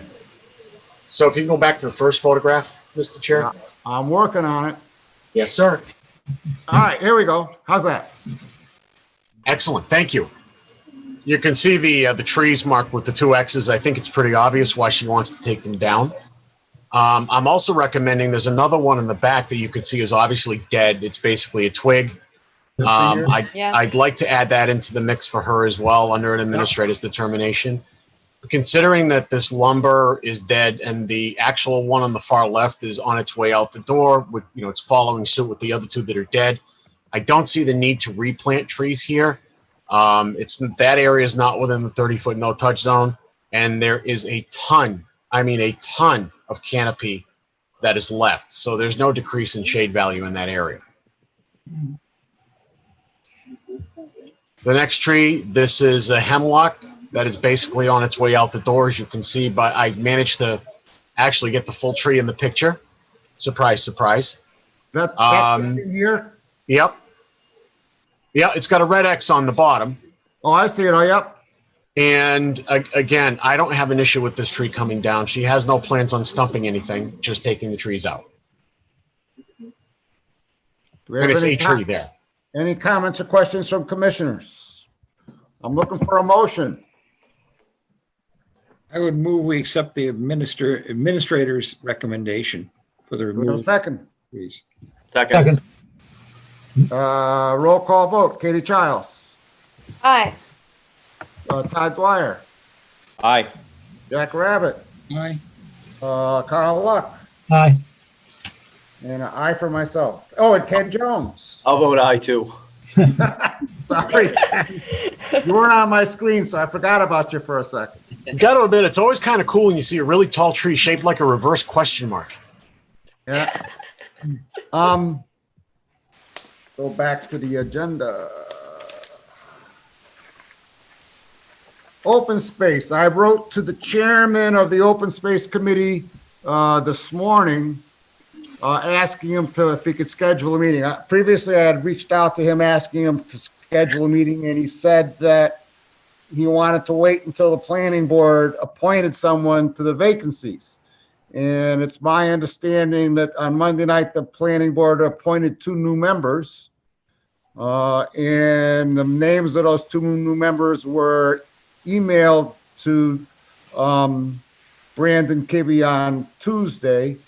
So I'm hoping I'll be nudging Brandon repeatedly until he schedules a meeting so he can take up the idea of moving those properties over to the care and control of the Conservation Commission. Any Hickory Hills updates, Matt? Hickory Hills will be in at the next meeting. Paul is preparing the updated reports for us as we speak. So I will have those on the cloud for the commission's review prior to the next meeting. Under communications, if you look on the cloud under communication, there's a folder that says communications. Okay. And you can see the email that I sent to Heather earlier today that she has since forwarded to town council. So you can see the list of questions I was asking on behalf of the Conservation Commission, and they run the gamut of, let's see.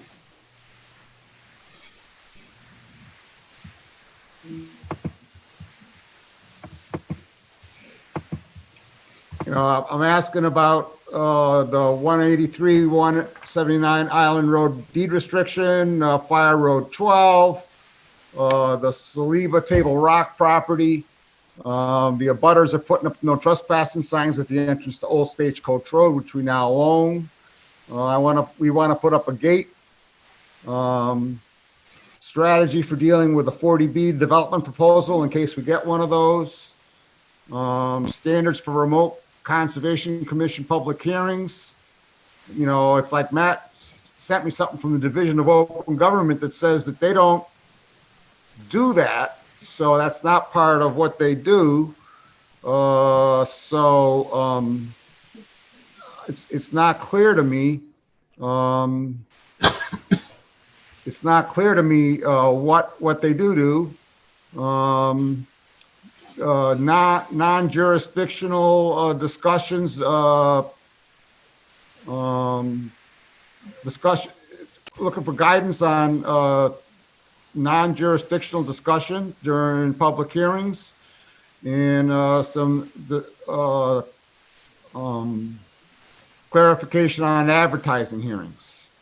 So just, you know, FYI.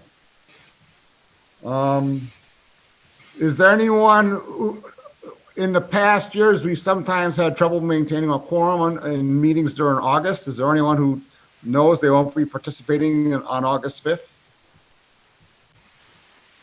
I may or may not be there August 5th. It's yet to be determined, but potentially not. Okay.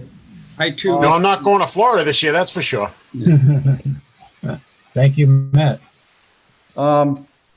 If you watched last night's Board of Selectmen's meeting, in addition to seeing Todd, you could also see a nice presentation, you know, by somebody who wants to put up a lettuce factory behind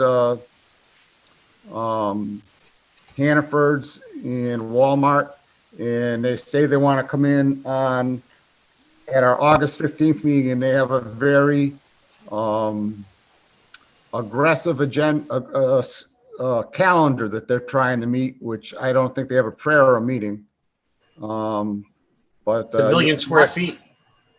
You might want to take a look at that part of the last night's selectmen's meeting, because it was pretty interesting, and it does, in my view, represent a great opportunity for the town of Lunenburg.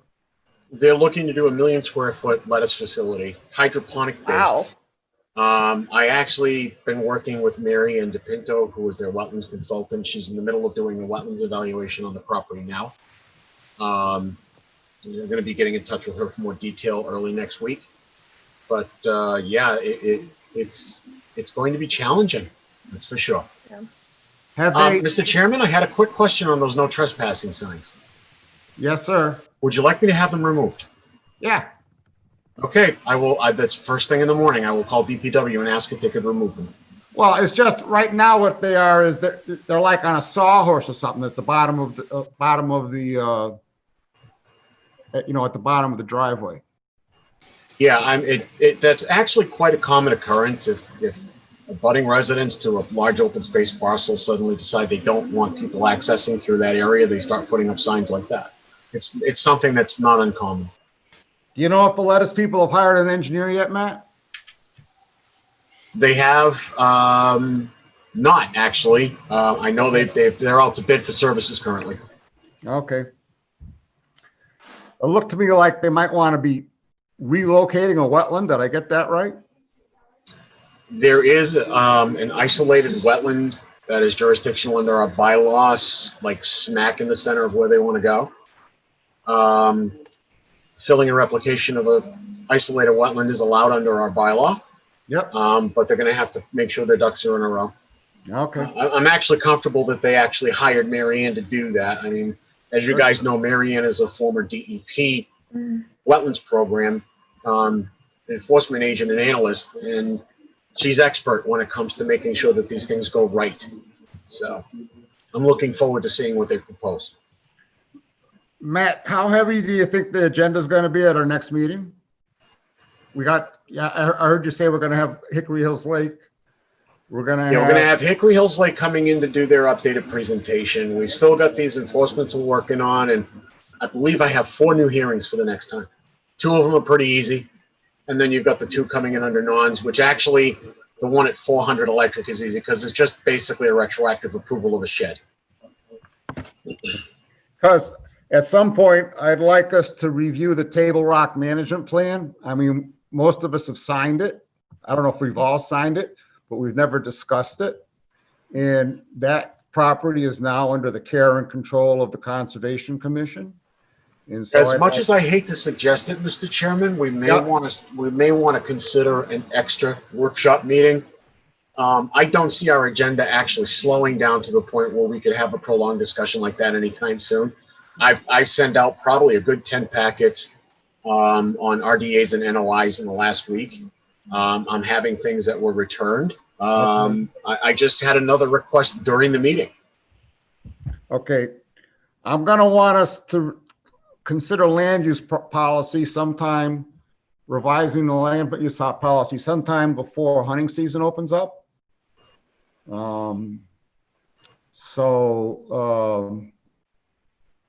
We'll see where that fits in. And at some point, I'd like us to take a look at the Reno conservation timber harvest.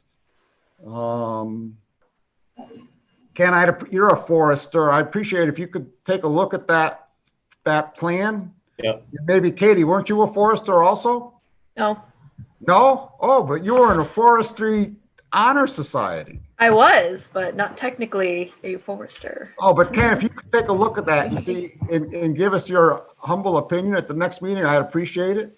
Or at the next meeting you attend. Just refresh my memory. That's the piece off of Chase Road in Northfield. Is that what you're talking about? Yeah, exactly. Because the reason I'm interested in that is it would create a parking lot. Yeah. The landing zone would create a parking lot. No one's using that land now, to my knowledge. To my knowledge, there's no trails.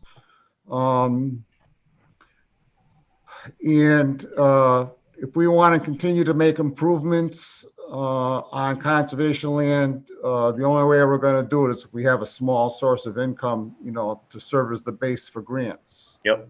I'm happy to write the grants, but we need to do our local match. Yeah, I agree with all that. And, just for a brief, I know it's getting late, but just brief, I've been thinking a lot about the timber harvesting, our policies, and, what happened at Small Town Forest and where we go from here. I think the way I would like to see it done, instead of pooling the money, unless we have a major harvest somewhere that we bring in a ton of money, that money, to me, maybe doesn't leave that property. If we make revenue off of a harvest, then we keep it on that land and reinvest it in that same property at the same time as part of the project, as far as trail building, parking lot improvements, things like that. So that's something that I've been thinking about, and I don't know what everybody else's thoughts are, but I think that sort of, to me, would prevent another Small Town Forest type project that it kind of gets not out of control, but beyond the scope of what we thought or anticipated it being. Do we have any other public comments from commissioners? Public comments from Matthew Allison. I think Carl's got his hand up. Oh, Carl. Yeah, I just want to say, Bob, that I appreciate the work you're doing on all the fronts, both getting a lot of background information relative to running this group, but also the land and Ken's comments. And I would certainly be one that would be happy to, as Matt suggested, so that we can get some quality time, because I don't see us getting quality time for these subjects otherwise. So just volunteering to participate in a special workshop meeting or two on the subjects you guys are following up on, and I appreciate your efforts. Thank you, Carl. I think I'm looking for a motion to adjourn at 10. Matt has his hand up. Oh, I'm sorry. Go ahead. No problem. Just a quick observation, and then you can do your motion to adjourn. I'm so sorry. The bill inserts. Yeah. They're working awesome. I've been having a lot of response to it. Hence the reason why I'm getting a lot of requests for packets. I've also noticed that it's starting to circulate on some of the Lunenburg pages on social media. People are like, hey, did you get this in your tax bill? So word is starting to get out. People are having a positive response to it. And I can't say enough how happy I am to see that kind of a positive and actually voluminous response. So, job well done. Just makes for long meetings and a tired chair at the end of the meeting. That's all. Well, and then we have to schedule a special meeting so we can all have bonding time. I think that's very important. Yeah, never mind. So now I guess I'm looking for a motion to adjourn. So moved. Second. Second. A roll call vote. T. Child. Aye. Ken Jones. Aye. Matt. Todd Dwyer. Aye. Jack Rabbit. Aye. And Carl Luck. Aye. Great I meeting, also Bob. vote aye. Good night, everyone. Good night. Woohoo! Good meeting. Wednesday, guys, we're making progress. All right. Well, it's at 10:24. 10:25.